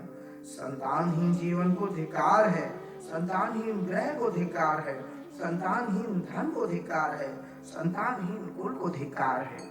मैं जिस गाय को पालता हूँ वो गाय भी सर्वथा बांझ हो जाती है। जो पेड़ लगाता हूँ उस पर भी फल फूल नहीं लगते। मेरे घर में जो फल आता है वो भी बहुत जल्दी सड़ जाता है। जब मैं ऐसा अभागा पुत्रहीन हूँ, तब फिर इस जीवन को ही रख कर मुझे क्या करना है? यूं कहकर वो ब्राह्मण दुख से व्याकुल हो उन सन्यासी महात्मा के पास फूट फूट कर रोने लगा। तब उन यतिवर के हृदय में कुछ करुणा उत्पन्न हुई। वो एक योगनिष्ठ थे। उन्होंने उसके ललाट की रेखाएं देखकर सारा वृत्तांत जान लिया और फिर उसे विस्तार पूर्वक कहने लगे। सन्यासी ने कहा, ब्राह्मण देवता, इस प्रजा प्राप्ति का मोह त्याग दो। कर्म की गति प्रबल है। विवेक का आश्रय लेकर संसार की वासना छोड़ दो। विप्रवर सुनो, मैंने इस समय तुम्हारा प्रारब्ध देकर निश्चय किया है कि 7 जन्म तक तुम्हारे कोई संतान किसी प्रकार नहीं हो सकती। पूर्व काल में राजा सगर एवं अंग को संतान के कारण दुख भोगना पड़ा था। ब्राह्मण, अब तुम कुटुंब की आशा छोड़ दो। संन्यास में ही सब प्रकार का सुख है। ब्राह्मण ने कहा, महात्मा जी, विवेक से मेरा क्या होगा? मुझे तो बलपूर्वक पुत्र दीजिए, नहीं तो मैं आपके सामने ही शोक मूर्छित होकर अपने प्राण त्याग देता हूँ।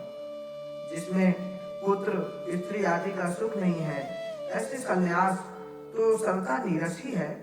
लोक में सरस तो पुत्र पौत्रादि से भरा पूरा गृहस्थ आश्रम ही है। ब्राह्मण का ऐसा आग्रह देकर उन तपोधन ने कहा, विधाता के लेख को मिटाने का हठ करने से चित्रकेतु को बड़ा कष्ट उठाना पड़ा था। इसलिए दैव जिसके उद्योग को कुचल देता है, उस पुरुष के समान तुम्हें भी पुत्र से सुख नहीं मिल सकेगा। तुमने तो बड़ा हठ पकड़ रखा है और अर्थी के रूप में तुम मेरे सामने उपस्थित हो। ऐसी दशा में मैं तुमसे क्या कहूँ?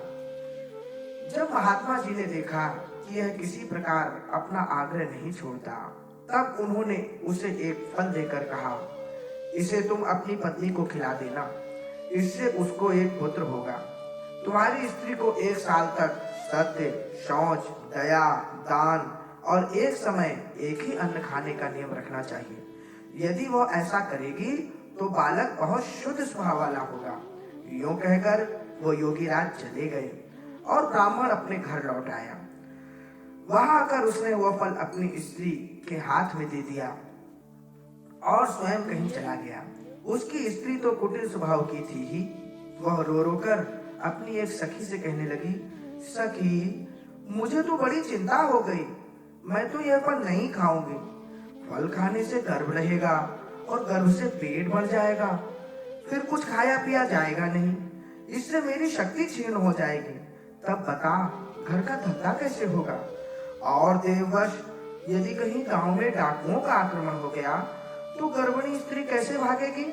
यदि सुखदेव जी की तरह यह गर्भ भी पेट में रह गया तो इसे बाहर कैसे निकाला जाएगा? और कहीं प्रसव काल के समय वह टेढ़ा हो गया तो प्राणों से ही हाथ धोना पड़ेगा। यूं भी प्रसव के समय बड़ी भयंकर पीड़ा होती है। मैं सुकुमारी भला ये सब कैसे सहूंगी? मैं जब दुर्बल पड़ जाऊंगी तब ननद रानी आकर घर का सब माला टाला समेट ले जाएगी, और मुझे तो सत्य शौचादि नियमों का पालन होना भी कठिन ही जान पड़ता है। जो स्त्री बच्चा जलती है उसे उस बच्चे के लालन पालन में भी बड़ा कष्ट होता है। मेरे विचार से तो बंध्या या विधवा स्त्री ही सुखी है। मन में ऐसे ही तरह तरह के कुतर्क उठने से उसने वह फल नहीं खाया, और जब उसके पति ने पूछा फल खा लिया, तब उसने कह दिया हाँ खा लिया। एक दिन उसकी बहन अपने आप ही उसके घर आई। तब उसने अपनी बहन को सारा वृत्तांत सुनाकर कहा कि मेरे मन में इसकी बड़ी चिंता है। मैं इस दुख के कारण दिनों दिन दुबली हो रही हूँ। बहन, मैं क्या करूं? बहन ने कहा मेरे पेट में बच्चा है, प्रसव होने पर वो बालक मैं तुझे दे दूंगी। तब तक तू गर्भवती के समान घर में गुप्त रूप से सुख से रह। तू मेरे पति को कुछ धन दे देगी तो वे तुझे अपना बालक दे देंगे। हम ऐसी युक्ति करेंगे कि जिससे सब लोग यही कहें कि इसका बालक 6 महीने का होकर मर गया, और मैं नित्य प्रति तेरे घर आकर उस बालक का पालन पोषण करती रहूंगी। तू इस समय इसकी जांच करने के लिए यह फल गौ को खिला दे। ब्राह्मणी ने स्त्री स्वभाववश जो जो उसकी बहन ने कहा था वैसे ही सब किया। इसके पश्चात समय अनुसार जब उस स्त्री के पुत्र हुआ, तब उसके पति ने चुपचाप लाकर उसे धुंधली को दे दिया, और उसने आत्मदेव को सूचना दे दी कि मेरे सुखपूर्वक बालक हो गया है। इस प्रकार आत्मदेव के पुत्र हुआ सुनकर सब लोगों को बड़ा आनंद हुआ। ब्राह्मण ने उसका जातकर्म संस्कार करके ब्राह्मणों को दान दिया, और उसके द्वार पर गाना बजाना तथा अनेक प्रकार के मांगलिक कृत्य होने लगे। धुंधली ने अपने पति से कहा मेरे स्तनों में तो दूध ही नहीं है, फिर गौ आदि किसी अन्य जीव के दूध से मैं इस बालक का किस प्रकार पालन करूंगी? मेरी बहन के अभी बालक हुआ था, वो मर गया है। उसे बुलाकर अपने यहाँ रख ले तो वह आपके इस बच्चे का पालन पोषण कर लेगी। तब पुत्र की रक्षा के लिए आत्मदेव ने वैसा ही किया, तथा माता धुंधली ने उस बालक का नाम धुंधकारी रखा। इसके बाद 3 महीने बीत जाने पर उस गौ के भी एक बच्चा हुआ। वह स्वर्गांग सुंदर, दिव्य, निर्मल तथा सुवर्ण किसी कांति वाला था। उसे देखकर ब्राह्मण देवता को बड़ा आनंद हुआ, और उसने स्वयं ही उसके सब संस्कार किए। इस समाचार से और सब लोगों को भी बड़ा आश्चर्य हुआ, और वे बालक को देखने के लिए आए तथा आपस में कहने लगे देखो भाई, अब आत्मदेव का कैसा भाग्य उदय हुआ है। कैसे आश्चर्य की बात है कि गौ के भी ऐसा दिव्य रूप बालक उत्पन्न हुआ है। देव योग से इस गुप्त रहस्य का किसी को भी पता न लगा। आत्मदेव ने उस बालक के गौ के से कान देखकर उसका नाम गोकर्ण रखा। कुछ काल बीतने पर वे दोनों बालक जवान हो गए। उनमें गोकर्ण तो बड़ा पंडित और ज्ञानी हुआ, किंतु धुंधकारी बड़ा ही दुष्ट निकला। स्नान, शौचादि, ब्राह्मणोचित आचारों का उसमें नाम भी न था, और न खान पान का ही कोई परहेज था। उस क्रोध उसमें बहुत बड़ा चढ़ा था। वह बुरी बुरी वस्तुओं का संग्रह किया करता था। मुर्दे के हाथ से छुआया हुआ अन्न भी खा लेता था। दूसरों की चोरी करना और सब लोगों से द्वेष बढ़ाना उसका स्वभाव बन गया था। छिपे छिपे वह दूसरों के घरों में आग लगा देता था। दूसरों के बालकों को खिलाने के लिए गोद में लेता और उन्हें चट कुएं में डाल देता। हिंसा का उसे व्यसन सा हो गया था। हर समय वो अस्त्र शस्त्र धारण किए रहता और बेचारे अंधे दीन दुखियों को व्यर्थ तंग करता। चांडालों से उसका विशेष प्रेम था। बस हाथ में फंदा लिए कुत्तों की टोली के साथ शिकार की टोह में घूमता रहता। वेश्याओं के जाल में फंसकर उसने अपने पिता की सारी संपत्ति नष्ट कर दी। एक दिन माता पिता को मार पीट कर घर के सब बर्तन भाले उठा ले गया। इस प्रकार जब सारी संपत्ति स्वाहा हो गई, तब उसका कृपण पिता फूट फूट कर रोने लगा और बोला, इससे तो इसकी माँ का बांझ रहना ही अच्छा था। कुपुत्र तो बड़ा ही दुखदायी होता है। अब मैं कहाँ रहूं, कहाँ जाऊं? मेरे इस संकट को कौन काटेगा? हाय, मेरे ऊपर तो बड़ी विपत्ति आ पड़ी। इस दुख के कारण अवश्य मुझे एक दिन प्राण छोड़ने पड़ेंगे। उसी समय परम ज्ञानी गोकर्ण वहां आए और उन्होंने पिता को वैराग्य का उपदेश करते हुए समझाया। वे बोले, पिताजी, यह संसार असार है। यह अत्यंत दुखरूप और मोह में डालने वाला है। पुत्र किसका, धन किसका? स्नेहवान पुरुष रात दिन दीपक के समान जलता रहता है। सुख ना तो इंद्र को है, न चक्रवर्ती राजा को ही। सुख है तो केवल विरक्त एकांत जीवी मुनि को। यह मेरा पुत्र है। इस अज्ञान को छोड़ दीजिए। मोह से नरक की प्राप्ति होती है। यह शरीर तो नष्ट होगा ही, इसलिए सब कुछ छोड़कर वन में चले जाइए। गोकर्ण के वचन सुनकर आत्मदेव वन में जाने के लिए तैयार हो गया और उनसे कहने लगा, बेटा, वन में रहकर मुझे क्या करना चाहिए, यह मुझसे विस्तार पूर्वक कहो। मैं बड़ा मूर्ख हूँ। अब तक कर्मवश इसने पास में बंधा हुआ अपंग की भांति इस घर रूप अंधेरे कुएं में ही पड़ रहा हूँ। तुम बड़े दयालु हो, इससे मेरा उद्धार करो। पिताजी, यह शरीर, गोकर्ण ने कहा, पिताजी, यह शरीर हड्डी, मांस और रुधिर का पिंड है। इसे आप मैं मानना छोड़ दें और स्त्री पुत्र आदि को अपना कभी न माने। इस संसार को रात दिन क्षण भंगुर देखें। इसकी किसी भी वस्तु को स्थायी समझकर उसमें राग ना करें। बस एकमात्र वैराग्य रस के रसिक होकर भगवान की भक्ति में लगे रहें। भगवत जन ही सबसे बड़ा धर्म है। भगवत भजन ही सबसे बड़ा धर्म है। निरंतर उसी का आश्रय लिए रहें। अन्य सब प्रकार के लौकिक धर्मों से मुख मोड़ लें। सदा साधु जनों की सेवा करें। भोगों की लालसा को पास न भटकने दें तथा जल्दी से जल्दी दूसरों के गुण दोषों का विचार करना छोड़कर एकमात्र भगवत सेवा और भगवान की कथाओं के ही रस का पान करें। इस प्रकार पुत्र की वाणी से प्रभावित होकर आत्मदेव ने घर छोड़ दिया और वन की यात्रा की। यद्यपि उसकी आयु उस समय 60 वर्ष की हो चुकी थी, फिर भी बुद्धि में पूरी दृढ़ता थी। वहां रात दिन भगवान की सेवा पूजा करने से और नियम पूर्वक भागवत के दशम स्कंद का पाठ करने से उसने भगवान श्री कृष्ण को प्राप्त कर लिया। इति श्री पद्म पुराणे उत्तरखंडे श्रीमद् भागवत महात्म्ये विप्रमोक्षो नाम चतुर्थो अध्यायः। अथ पंचमो अध्यायः। सूत जी कहते हैं, शौनक जी, पिता के वन चले जाने पर एक दिन धुंधुकारी ने अपनी माता को बहुत पीटा और कहा, बता धन कहाँ रखा है, नहीं तो अभी तेरी लुहाटी अर्थात जलती लकड़ी से खबर लूंगा। उसकी इस धमकी से डरकर और पुत्र के उपद्रवों से दुखी होकर वह रात्रि के समय कुएं में जा गिरी और इसी से उसकी मृत्यु हो गई। योगनिष्ठ गोकर्ण जी तीर्थ यात्रा के लिए निकल गए। उन्हें इन घटनाओं से कोई सुख या दुख नहीं होता था, क्योंकि उनका न कोई मित्र था न शत्रु। धुंधुकारी 5 वेश्याओं के साथ घर में रहने लगा। उनके लिए भोग सामग्री जुटाने की चिंता ने उसकी बुद्धि नष्ट कर दी और वह नाना प्रकार के अत्यंत क्रूर कर्म करने लगा। एक दिन उन कुलटाओं ने उससे बहुत से गहने मांगे। वह तो काम से अंधा हो रहा था। मौत की उसे कभी याद नहीं आती थी। बस उन्हें जुटाने के लिए वह घर से निकल पड़ा। वह जहाँ तहाँ से बहुत सा धन चुराकर घर लौट आया तथा उन्हें कुछ सुंदर वस्त्र और आभूषण लाकर दिए। चोरी का बहुत माल देखकर रात्रि के समय स्त्रियों ने विचार किया कि यह नित्य ही चोरी करता है, इसलिए इसे किसी दिन अवश्य राजा पकड़ लेगा। राजा यह सारा धन छीनकर इसे निश्चय ही प्राणदंड देगा।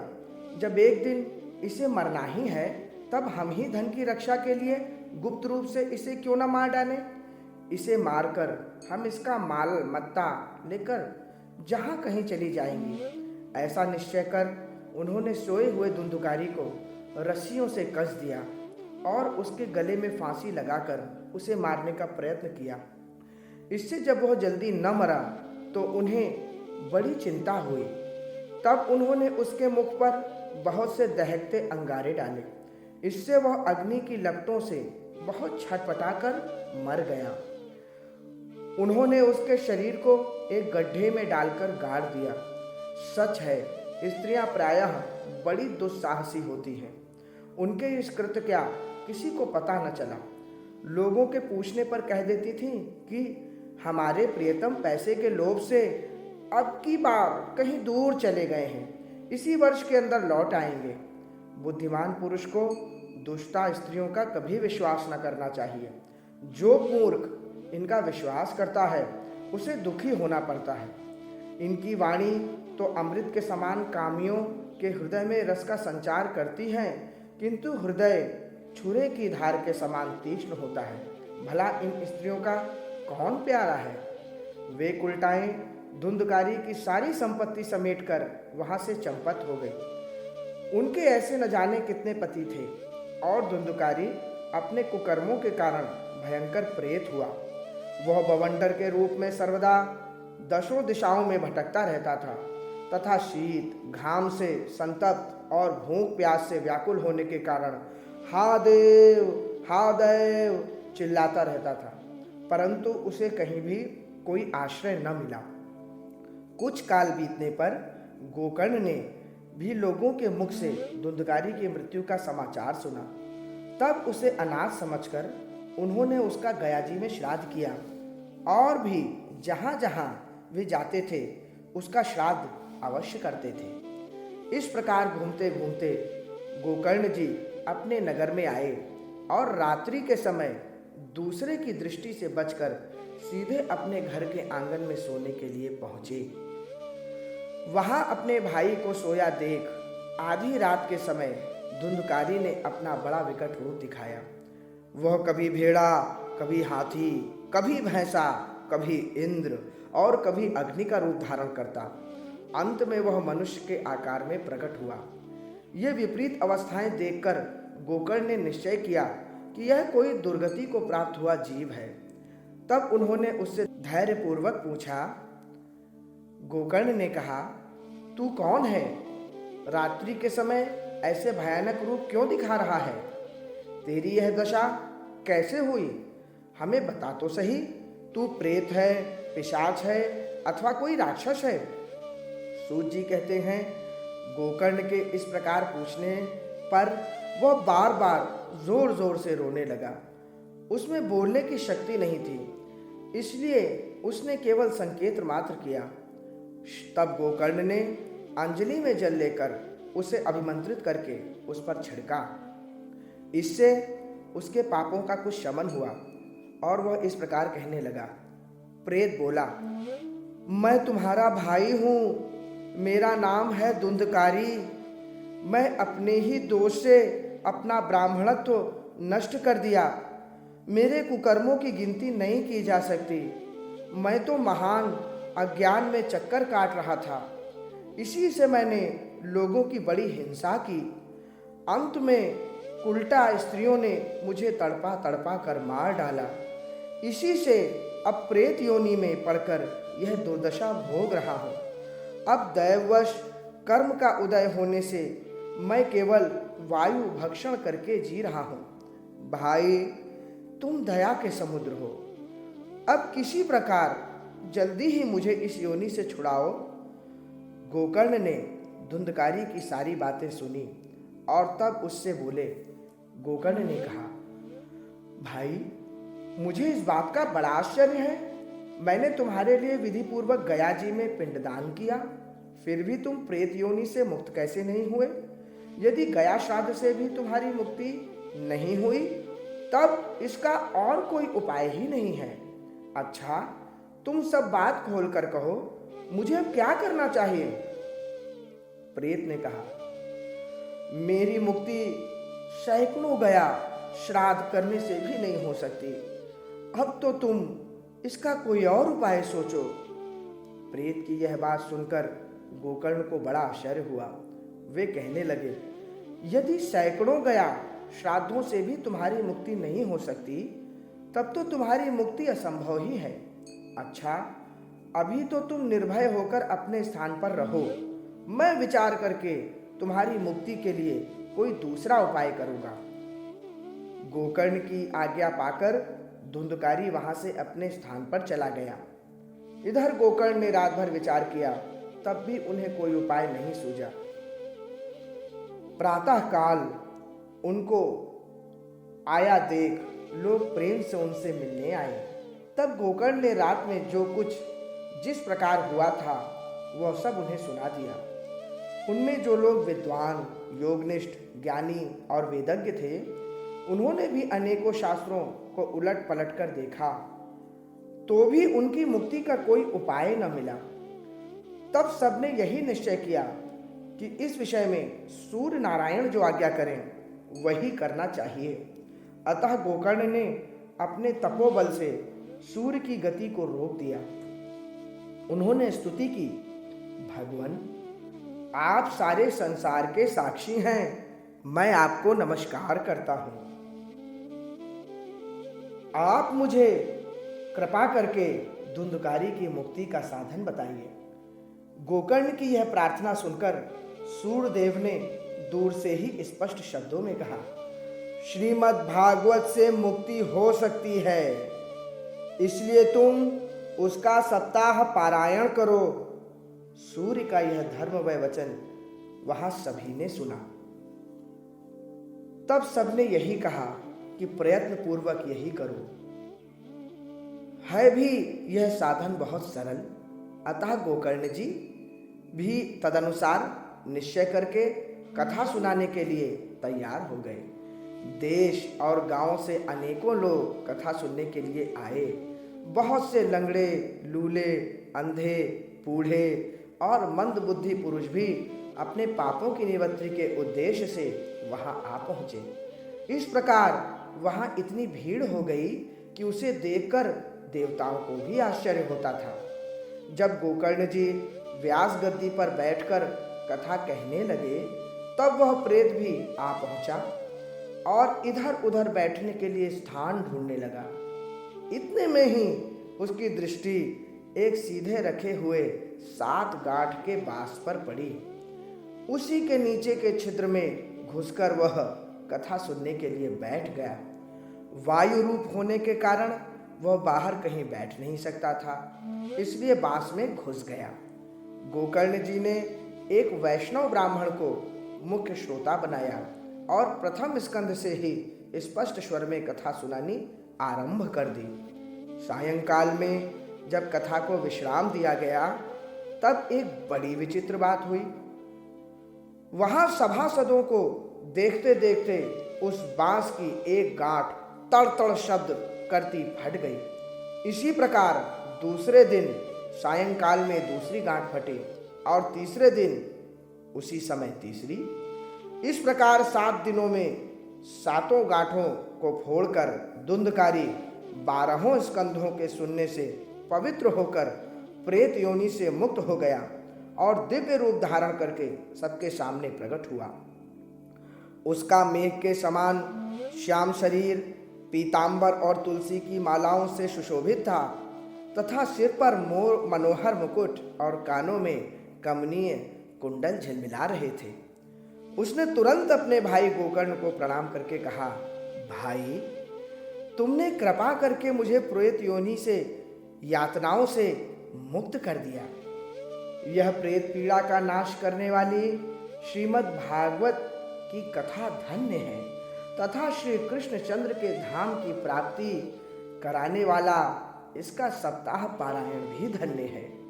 जब सप्ताह श्रवण का योग लगता है, तब सब पाप थर्रा उठते हैं कि अब यह भागवत की कथा जल्द ही हमारा अंत कर देगी। जिस प्रकार आग गीली, सूखी, छोटी, बड़ी सब तरह की लकड़ियों को जला डालती है, उसी प्रकार यह सप्ताह श्रवण मन, वचन और कर्म द्वारा किए हुए नए, पुराने, छोटे, बड़े सभी प्रकार के पापों को भस्म कर देता है। विद्वानों ने देवताओं की सभा में कहा है कि जो लोग इस भारतवर्ष में श्रीमद् भागवत की कथा नहीं सुनते उनका जन्म वृथा ही है।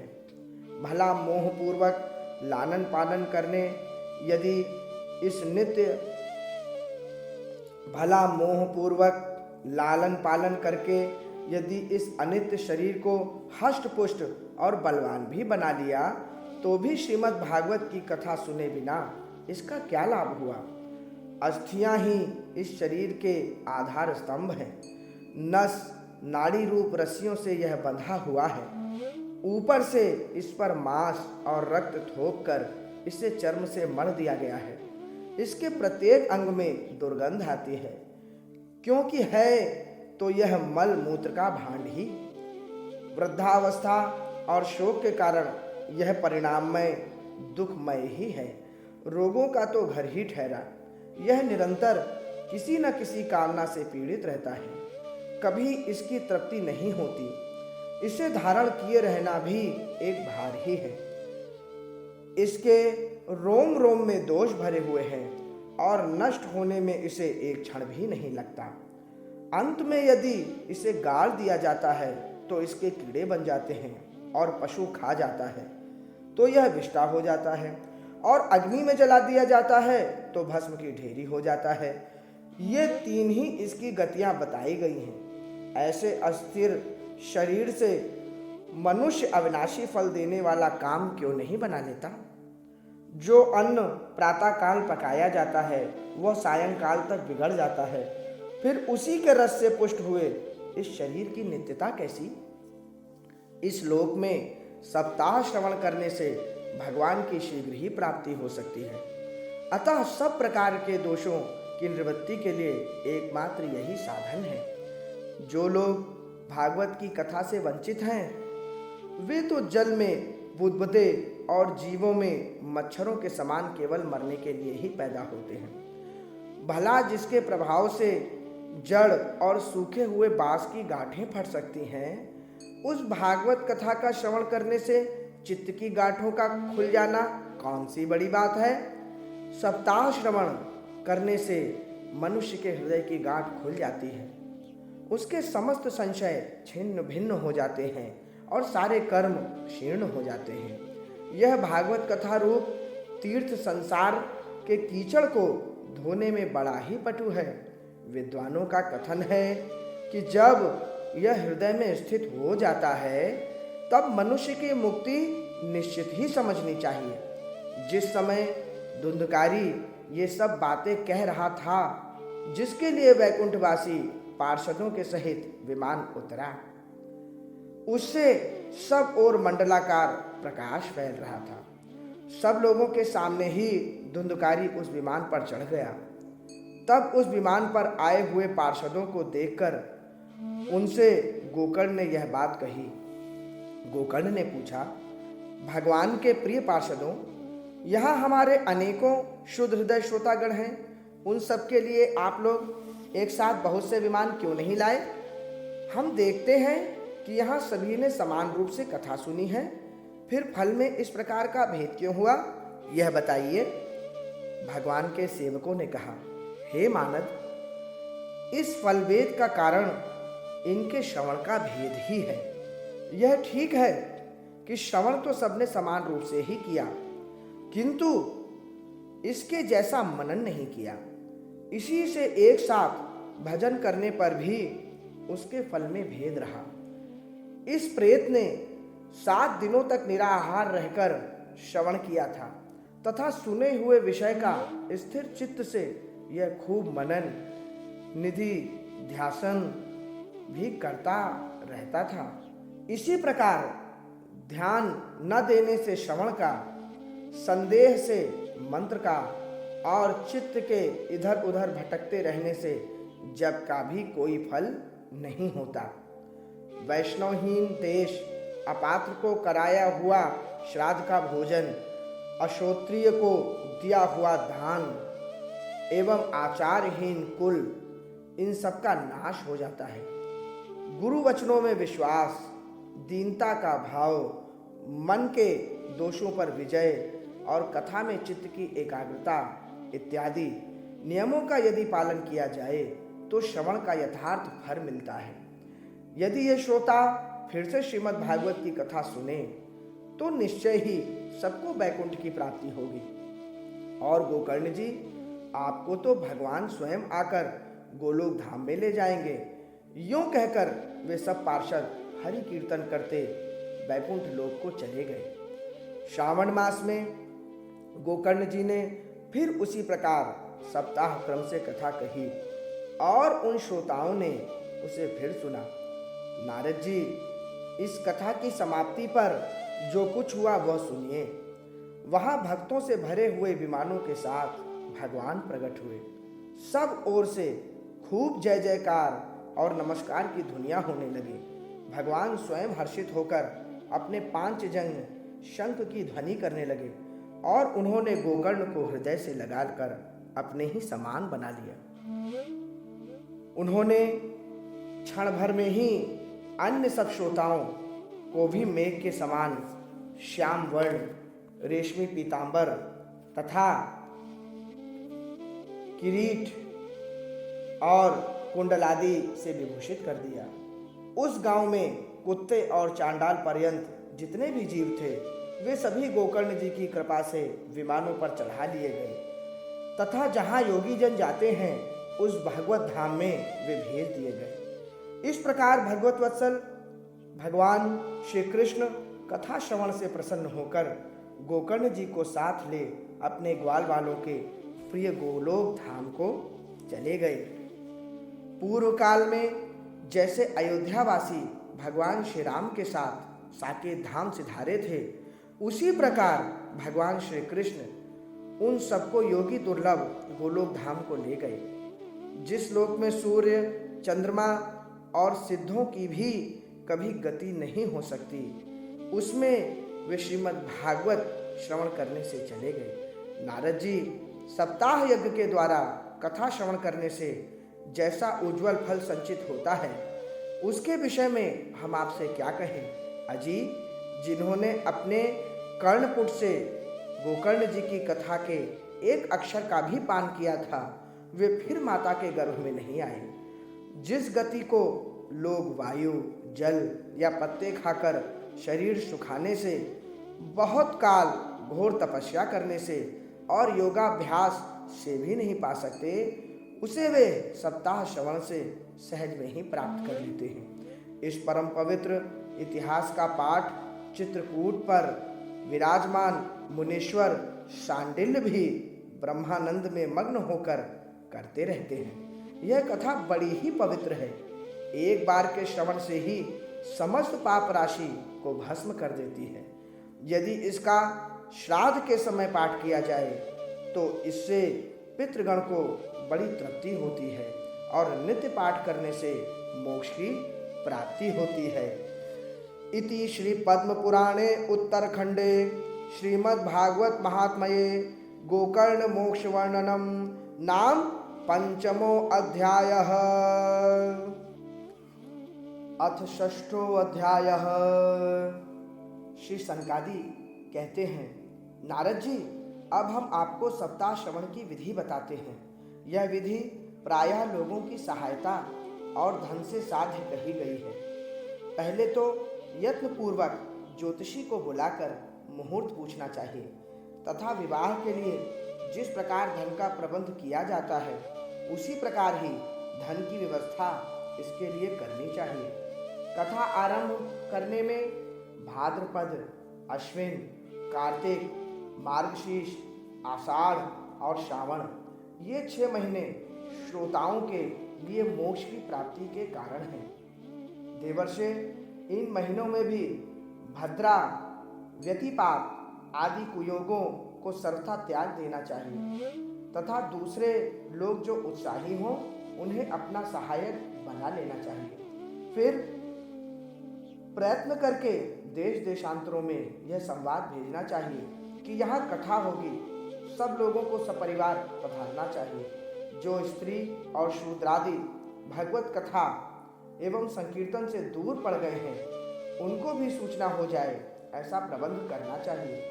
देश देश में जो विरक्त वैष्णव और हरि कीर्तन के प्रेमी हों उनके पास निमंत्रण पत्र अवश्य भेजें। उसे लिखने की विधि इस प्रकार बताई गई है। महानुभावों, यहाँ 7 दिन तक सत्पुरुषों का बड़ा दुर्लभ समागम रहेगा और अपूर्व रसमयी श्रीमद् भागवत की कथा होगी। आप लोग भगवत रस के रसिक हैं, अतः श्रीमद् भागवतामृत का पान करने के लिए प्रेम पूर्वक शीघ्र ही पधारने की कृपा करें। यदि आपको विशेष अवकाश न हो तो भी एक दिन के लिए तो अवश्य ही कृपा करनी चाहिए, क्योंकि यहाँ का तो एक क्षण भी अत्यंत दुर्लभ है। इस प्रकार विनय पूर्वक उन्हें निमंत्रित करें और जो लोग आए उनके लिए यथोचित निवास स्थान का प्रबंध करें। कथा का श्रवण किसी तीर्थ में, वन में अथवा अपने घर पर भी अच्छा माना गया है। जहाँ लंबा चौड़ा मैदान हो वहीं कथा स्थल रखना चाहिए। भूमि का शोधन, मार्जन और लेपन करके रंग बिरंगी धातुओं से चौक पूरे।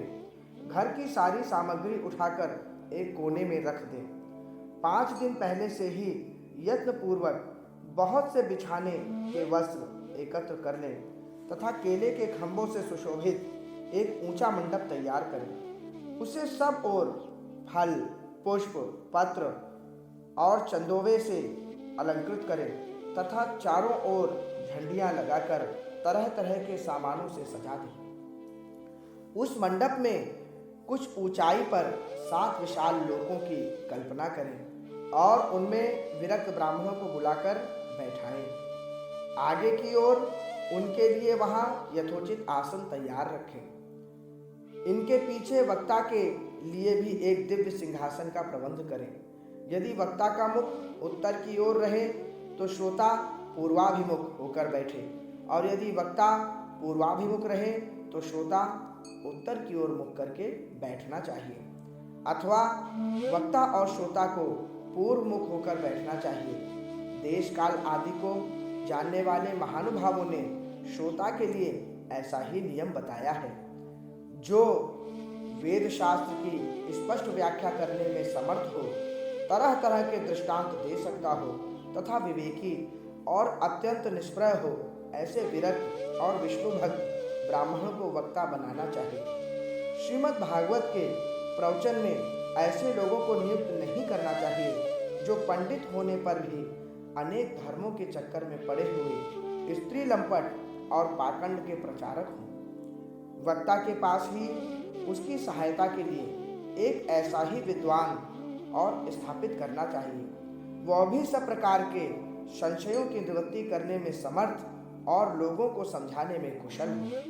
कथा प्रारंभ के दिन से एक दिन पूर्व व्रत ग्रहण करने के लिए वक्ता को क्षौर करा लेना चाहिए तथा अरुणोदय के समय शौच से निवृत्त होकर अच्छी तरह स्नान करें और संध्यादि अपने नित्य कर्मों को संक्षेप से समाप्त करके कथा के विघ्नों की निवृत्ति के लिए गणेश जी का पूजन करें।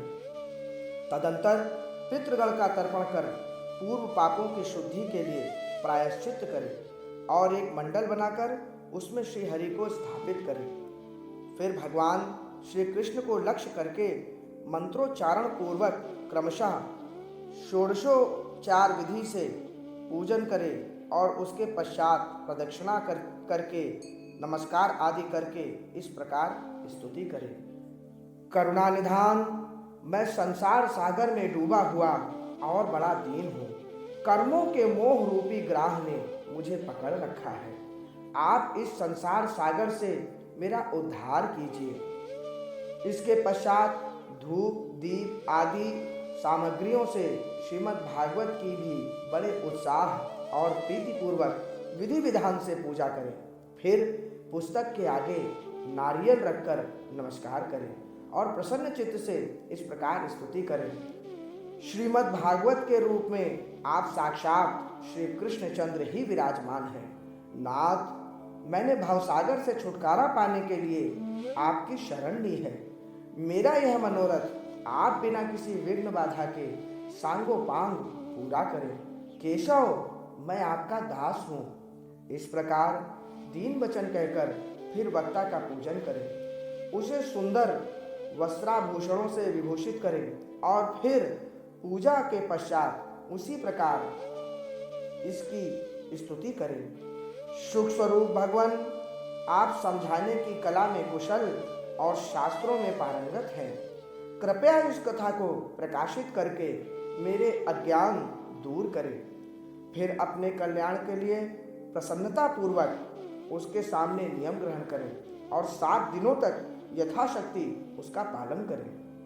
कथा में विघ्न ना हो इसके लिए 5 ब्राह्मणों को और वर्ण करें।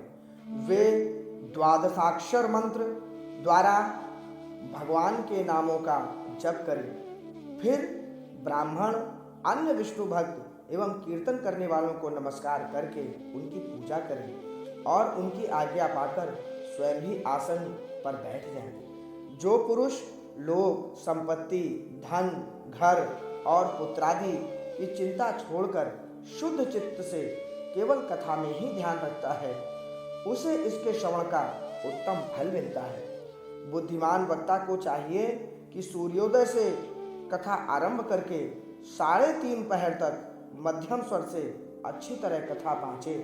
दोपहर के समय 2 घड़ी तक कथा बंद रखे। उस समय कथा के प्रसंग के अनुसार वैष्णवों को भगवान के गुणों का कीर्तन करना चाहिए। व्यर्थ बातें नहीं करनी चाहिए। कथा के समय मल मूत्र के वेग को काबू में रखने के लिए अल्पाहार सुखकारी होता है। इसलिए श्रोता केवल एक ही समय हविष्यान्न, यदि शक्ति हो तो 7 दिन निराहार रहकर कथा सुने, अथवा केवल घी या दूध पीकर सुखपूर्वक श्रवण करें, अथवा फलाहार या एक समय ही भोजन करें, जिससे जैसा नियम सुविधे से सध सके उसी को कथा श्रवण के लिए ग्रहण करें। मैं तो उपवास की अपेक्षा भोजन करना अच्छा समझता हूँ, यदि वह कथा श्रवण में सहायक हो। यदि उपवास में श्रवण में बाधा पहुँचती हो तो वह किसी काम का नहीं। नारद जी नियम से सप्ताह सुनने वाले पुरुषों के नियम सुनिए। विष्णु भक्त की दीक्षा से रहित पुरुष कथा श्रवण का अधिकारी नहीं है। जो पुरुष नियम से कथा सुने उसे ब्रह्मचर्य से रहना, भूमि पर सोना और नित्य प्रति कथा समाप्त होने पर पत्तल में भोजन करना चाहिए।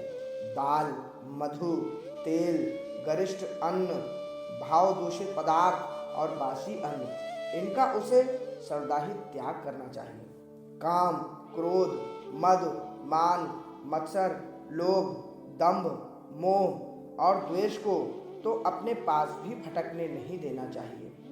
वह वेद, वैष्णव, ब्राह्मण, गुरु, गोसेवक तथा स्त्री, राजा और महापुरुषों की निंदा से भी बचे। नियम से कथा सुनने वाले पुरुष को रजस्वला स्त्री, अंत्यज, मलेच्छ, पतित, गायत्रीहीन द्विज, ब्राह्मणों से द्वेष करने वाले तथा वेद को न मानने वाले पुरुष से बात नहीं करनी चाहिए। सर्वदा सत्य, शौच, दया, मौन, सरलता, विनय और उदारता का बर्ताव करना चाहिए। धनहीन, क्षय रोगी, किसी अन्य रोग से पीड़ित, भाग्यहीन, पापी, पुत्रहीन और मुमुक्षु भी यह कथा श्रवण करें। जिस स्त्री का रजोदर्शन रुक गया हो, जिसके एक ही संतान होकर रह गई हो, जो बांझ हो, जिसकी संतान होकर मर जाती हो अथवा जिसका गर्भ गिर जाता हो, वह यत्न पूर्वक इस कथा को सुने। यह सब यदि विधिवत कथा सुने तो इन्हें अक्षय फल की प्राप्ति हो सकती है। यह अत्युत्तम दिव्य कथा करोड़ों यज्ञों का फल देने वाली है। इस प्रकार इस व्रत की विधियों का पालन करके फिर उद्यापन करें। जिन्हें इसके विशेष फल की इच्छा हो वे जन्माष्टमी व्रत के समान ही इस कथा व्रत का उद्यापन करें। किंतु जो भगवान के अकिंचन भक्त हैं उनके लिए उद्यापन का कोई आग्रह नहीं है। वे श्रवण से ही पवित्र हैं, क्योंकि वे तो निष्काम भगवत भक्त हैं। इस प्रकार जब सप्ताह यज्ञ समाप्त हो जाए तब श्रोताओं को अत्यंत भक्तिपूर्वक पुस्तक और वक्ता की पूजा करनी चाहिए। फिर वक्ता श्रोताओं को प्रसाद, तुलसी और प्रसादी मालाएं दे तथा सब लोग मृदंग झांझ की मनोहर ध्वनि से सुंदर कीर्तन करें, जय जयकार, नमस्कार और शंख ध्वनि का घोष कराएं तथा ब्राह्मण और याचकों को धन और अन्न दें। श्रोता विरक्त हो तो कर्म की शांति के लिए दूसरे दिन गीता पाठ करे, गृहस्थ हो तो हवन करे। उस हवन में दशम स्कंद का एक एक श्लोक पढ़कर विधि पूर्वक खीर, मधु, घृत, तिल, अन्नादि सामग्रियों से आहुति दे अथवा एकाग्रचित से गायत्री मंत्र द्वारा हवन करे, क्योंकि तत्वतः यह महापुराण गायत्री स्वरूप ही है। होम करने की शक्ति न हो तो उसका फल प्राप्त करने के लिए ब्राह्मणों को हवन सामग्री दान करे तथा नाना प्रकार की त्रुटियों को दूर करने के लिए और विधि में फिर जो न्यूनाधिकता रह गई हो उसके दोषों की शांति के लिए विष्णु सहस्त्रनाम का पाठ करे। उससे सभी कर्म सफल हो जाते हैं, क्योंकि कोई भी कर्म इससे बढ़कर नहीं है। फिर 12 ब्राह्मणों को खीर और मधु आदि उत्तम उत्तम पदार्थ खिलाएं तथा व्रत की पूर्ति के लिए गौ और सुवर्ण का दान करें। सामर्थ्य हो तो 3 तोले सोने का एक सिंहासन बनवाएं, उस पर सुंदर अक्षरों में लिखी हुई श्रीमद् भागवत की पोथी रखकर उसकी आवाहन आदि विविध उपचारों से पूजा करें और फिर जितेंद्रिय आचार्यों को उसका वस्त्र, आभूषण एवं गंधादि से पूजन कर दक्षिणा के सहित समर्पण कर दें। यूं करने से वह बुद्धिमान दाता जन्म मरण के बंधनों से मुक्त हो जाता है। यह सप्ताह पारायण की विधि सब पापों की निवृत्ति करने वाली है। इसका इस प्रकार ठीक ठीक पालन करने से यह मंगलमय भागवत पुराण अभीष्ट फल प्रदान करता है तथा अर्थ, धर्म, काम और मोक्ष चारों की प्राप्ति का साधन हो जाता है, इसमें संदेह नहीं है। सनकादि कहते हैं, नारद जी, इस प्रकार तुम्हें यह सप्ताह श्रवण की विधि हमने पूरी पूरी सुना दी, अब और क्या सुनना चाहते हो? इस श्रीमद् भागवत से भोग और मोक्ष दोनों ही हाथ लग जाते हैं। सूत जी कहते हैं, शौनक जी, यूं कहकर महामुनि सनकादि ने 1 सप्ताह तक विधि पूर्वक इस सर्व पाप नाशनी परम पवित्र तथा भोग और मोक्ष प्रदान करने वाली भागवत कथा का प्रवचन किया। सब प्राणियों ने नियम पूर्वक इसे श्रवण किया। इसके पश्चात उन्होंने विधि पूर्वक भगवान पुरुषोत्तम की स्तुति की। कथा के अंत में वैराग्य और भक्ति को बड़ी पुष्टि मिली और वे तीनों एकदम तरुण होकर सब जीवों का चित्त अपनी ओर आकर्षित करने लगे। अपना मनोरथ पूर्ण होने से नारद जी को बड़ी प्रसन्नता हुई। उनके सारे शरीर में रोमांच हो आया और वह परमानंद से पूर्ण हो गए। इस प्रकार कथा श्रवण कर भगवान के प्यारे नारद जी हाथ जोड़कर प्रेम गदगद वाणी से सनकादि से कहने लगे। नारद जी ने कहा, मैं धन्य हूँ, आप लोगों ने करुणा करके मुझे बड़ा ही अनुग्रहित किया है। आज मुझे सर्व पापहारी भगवान श्री हरि की ही प्राप्ति हो गई। तपोधने, मैं श्रीमद् भागवत श्रवण को ही सब धर्मों में श्रेष्ठ मानता हूँ, क्योंकि जिसके श्रवण से बैकुंठ अर्थात गोलोक बिहारी श्री कृष्ण की प्राप्ति होती है। सूत जी कहते हैं, शौनक जी, वैष्णव श्रेष्ठ नारद जी यूं कह ही रहे थे कि वहां घूमते घूमते योगेश्वर सुखदेव जी आ गए। कथा समाप्त होते ही व्यास नंदन सुखदेव जी वहां पधारे। 16 वर्ष की आयु आत्मलाभ से पूर्ण ज्ञान रूपी महासागर का संवर्धन करने के लिए चंद्रमा के समान वे प्रेम से धीरे धीरे श्रीमद् भागवत का पाठ कर रहे थे। परम तेजस्वी सुखदेव जी को देखकर सारे सभासद झटपट खड़े हो गए और उन्हें एक ऊंचे आसन पर बैठाया। फिर देवर्षि नारद जी ने उनका प्रेम पूर्वक पूजन किया। उन्होंने सुख पूर्वक बैठकर कहा, आप लोग मेरी निर्मल वाणी सुनिए। श्री सुखदेव जी बोले, रसिक एवं भावुक जन, यह श्रीमद् भागवत वेद रूप कल्प वृक्ष का परिपक्व फल है। श्री सुखदेव रूप शुक के मुख का संयोग होने से अमृत रस से परिपूर्ण है। यह रस ही रस है, इसमें न छिलका है न गुठली। यह इसी लोक में सुलभ है। जब तक शरीर में चेतना रहे तब तक आप लोग बार बार इसका पान करें। महामुनि व्यास देव ने श्रीमद् भागवत महापुराण की रचना की है। इसमें निष्कपट निष्काम परम धर्म का निरूपण है। इसमें शुद्धांतःकरण सत्पुरुषों के जानने योग्य कल्याणकारी वास्तविक वस्तु का वर्णन है, जिससे तीनों तापों की शांति होती है। इसका आश्रय लेने पर दूसरे शास्त्र अथवा साधन की आवश्यकता नहीं रहती।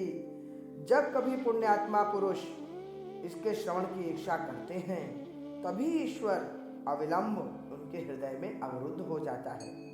यह भागवत पुराणों का तिलक और वैष्णवों का धन है। इसमें परमहंसों के प्राप्य विशुद्ध ज्ञान का ही वर्णन किया गया है तथा ज्ञान, वैराग्य और भक्ति के सहित निवृत्ति मार्ग को प्रकाशित किया गया है। जो पुरुष भक्ति पूर्वक इसके श्रवण, पठन और मनन में तत्पर रहता है वह मुक्त हो जाता है। यह रस सर्वलोक, सत्यलोक, कैलाश और वैकुंठ में भी नहीं है। इसलिए भाग्यवान श्रोताओं, तुम इसका खूब पान करो, इसे कभी मत छोड़ो, मत छोड़ो। सूत जी कहते हैं, श्री सुखदेव जी इस प्रकार कह ही रहे थे कि उस सभा में बीचों बीच प्रहलाद, बलि, उद्धव और अर्जुन आदि पार्षदों के सहित साक्षात श्री हरि प्रकट हो गए। तब देवर्षि नारद ने भगवान और उनके भक्तों की यथोचित पूजा की। भगवान को प्रसन्न देखकर देवर्षि ने उन्हें एक विशाल सिंहासन पर बिठा दिया और सब लोग उनके सामने संकीर्तन करने लगे। उस कीर्तन को देखने के लिए श्री पार्वती जी के सहित महादेव जी और ब्रह्मा जी भी आए। कीर्तन आरंभ हुआ। प्रहलाद जी तो चंचल गति अर्थात फुर्तीले होने के कारण करताल बजाने लगे। उद्धव जी ने झांझ उठा ली। देवर्षि नारद वीणा की ध्वनि करने लगे। सर्वविज्ञान अर्थात ज्ञान विद्या में कुशल होने के कारण अर्जुन राग आलापने लगे। इंद्र ने मृदंग बजाना आरंभ किया। सनकादि बीच बीच में जय घोष करने लगे और इनके सबके आगे सुखदेव जी तरह तरह की सरस अंग भंगी करके भाव बताने लगे। इन सबके बीच में परम तेजस्वी भक्ति, ज्ञान और वैराग्य नटों के समान नाचने लगे। ऐसा अलौकिक कीर्तन देखकर भगवान प्रसन्न हो गए और इस प्रकार कहने लगे, मैं तुम्हारी इस कथा और कीर्तन से बहुत प्रसन्न हूँ। तुम्हारे भक्ति भाव ने इस समय मुझे अपने वश में कर लिया है, अतः तुम लोग मुझसे वर मांगो। भगवान के यह वचन सुनकर सब लोग बड़े प्रसन्न हुए और प्रेमार्ध चित्त से भगवान से कहने लगे, भगवान, हमारी यह अभिलाषा है कि भविष्य में भी जहाँ कहीं सप्ताह कथा हो वहाँ आप इन पार्षदों के सहित अवश्य पधारें। हमारा यह मनोरथ पूर्ण कर दीजिए। भगवान तथास्तु कहकर अंतर्ध्यान हो गए। इसके पश्चात नारद जी ने भगवान तथा उनके पार्षदों के चरणों को लक्ष्य करके प्रणाम किया और फिर सुखदेव जी आदि तपस्वियों को भी नमस्कार किया। कथामृत का पान करने से सब लोगों को बड़ा ही आनंद हुआ। उनका सारा मोह नष्ट हो गया। फिर वे सब लोग अपने अपने स्थानों में चले गए। उस समय सुखदेव जी ने भक्ति को उसके पुत्रों सहित अपने शास्त्र में स्थापित कर दिया। इसी से भागवत का सेवन करने से श्री हरि वैष्णवों के हृदय में आविराजते हैं। जो लोग दरिद्रता के दुखद ज्वर की ज्वाला से दग्ध हो रहे हैं, जिन्हें माया पिशाची ने रौंद डाला है तथा जो संसार समुद्र में डूब रहे हैं, उनका कल्याण करने के लिए श्रीमद् भागवत सिंहनाद कर रहा है। श्री शौनक जी ने पूछा, सूत जी, सुखदेव जी ने राजा परीक्षित को, गोकर्ण ने धुंधकारी को और सनकादि ने नारद जी को किस किस समय यह ग्रंथ सुनाया था, मेरा यह संशय दूर करिए। सूत जी ने कहा, भगवान श्री कृष्ण के स्वधाम गमन के बाद कलयुग के 30 वर्ष से कुछ अधिक बीत जाने पर भाद्रपद मास की शुक्ला नवमी को सुखदेव जी ने कथा आरंभ की थी तथा राजा परीक्षित के कथा सुनने के बाद कलयुग के 200 वर्ष बीत जाने पर आषाढ़ मास की शुक्ला नवमी को गोकर्ण जी ने यह कथा सुनाई थी। इसके पीछे कलयुग के 30 वर्ष और निकल जाने पर कार्तिक शुक्ला नवमी से सनकादि ने कथा आरंभ की थी। निष्पाप शौनक जी, आपने जो कुछ पूछा था उसका उत्तर मैंने आपको दे दिया। इस कलयुग में भागवत की कथा भवरोग की रामबाण औषध है। संतजन, आप लोग आदर पूर्वक इस कथामृत का पान कीजिए। यह श्री कृष्ण को अत्यंत प्रिय, संपूर्ण पापों का नाश करने वाला, मुक्ति का एकमात्र कारण और भक्ति को बढ़ाने वाला है। लोक में अन्य कल्याणकारी साधनों का विचार करने और तीर्थों का सेवन करने से क्या होगा। अपने दूतों को हाथ में पाश लिए देखकर यमराज उसके कान में कहते हैं, देखो, जो भगवान की कथा वार्ता में मत्त हो रहे हों उनसे दूर रहना। मैं औरों को ही दंड देने की शक्ति रखता हूँ, वैष्णवों को नहीं। यह असार संसार में विषय रूप विष की आसक्ति के कारण व्याकुल बुद्धि वाले पुरुषों अपने कल्याण के उद्देश्य से आधे क्षण के लिए भी इस शुभ कथा रूप अनुपम सुधा का पान करो। प्यारे भाइयों, निंदित कथाओं से युक्त कुपथ में व्यर्थ ही क्यों भटक रहे हो। इस कथा के कान में प्रवेश करते ही मुक्ति हो जाती है। इस बात की साक्षी राजा परीक्षित हैं। श्री सुखदेव जी ने प्रेम रस के प्रवाह में स्थित होकर इस कथा को कहा था। इसका जिसके कंठ से संबंध हो जाता है वो बैकुंठ का स्वामी बन जाता है। शौनक जी, मैंने अनेक शास्त्रों को देखकर आपको यह परम गोप्य रहस्य अभी अभी सुनाया है। सब शास्त्रों के सिद्धांतों का यही निचोड़ है। संसार में इस शुभ शास्त्र से अधिक पवित्र और कोई वस्तु नहीं है। अतः आप लोग परमानंद की प्राप्ति के लिए इस द्वादश स्कंध रूप रस का पान करें। जो पुरुष नियम पूर्वक इस कथा का भक्ति भाव से श्रवण करता है और जो शुद्धांतःकरण भगवत भक्तों के सामने इसे सुनाता है, वे दोनों ही विधि का पूरा पूरा पालन करने के कारण इसका यथार्थ फल पाते हैं। उनके लिए त्रिलोकी में कुछ भी असाध्य नहीं रह जाता।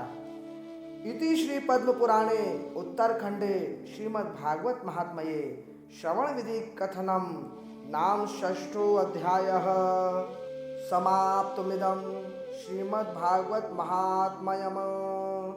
हरि ओम तत्सत्। श्री कृष्णार्पणमस्तु।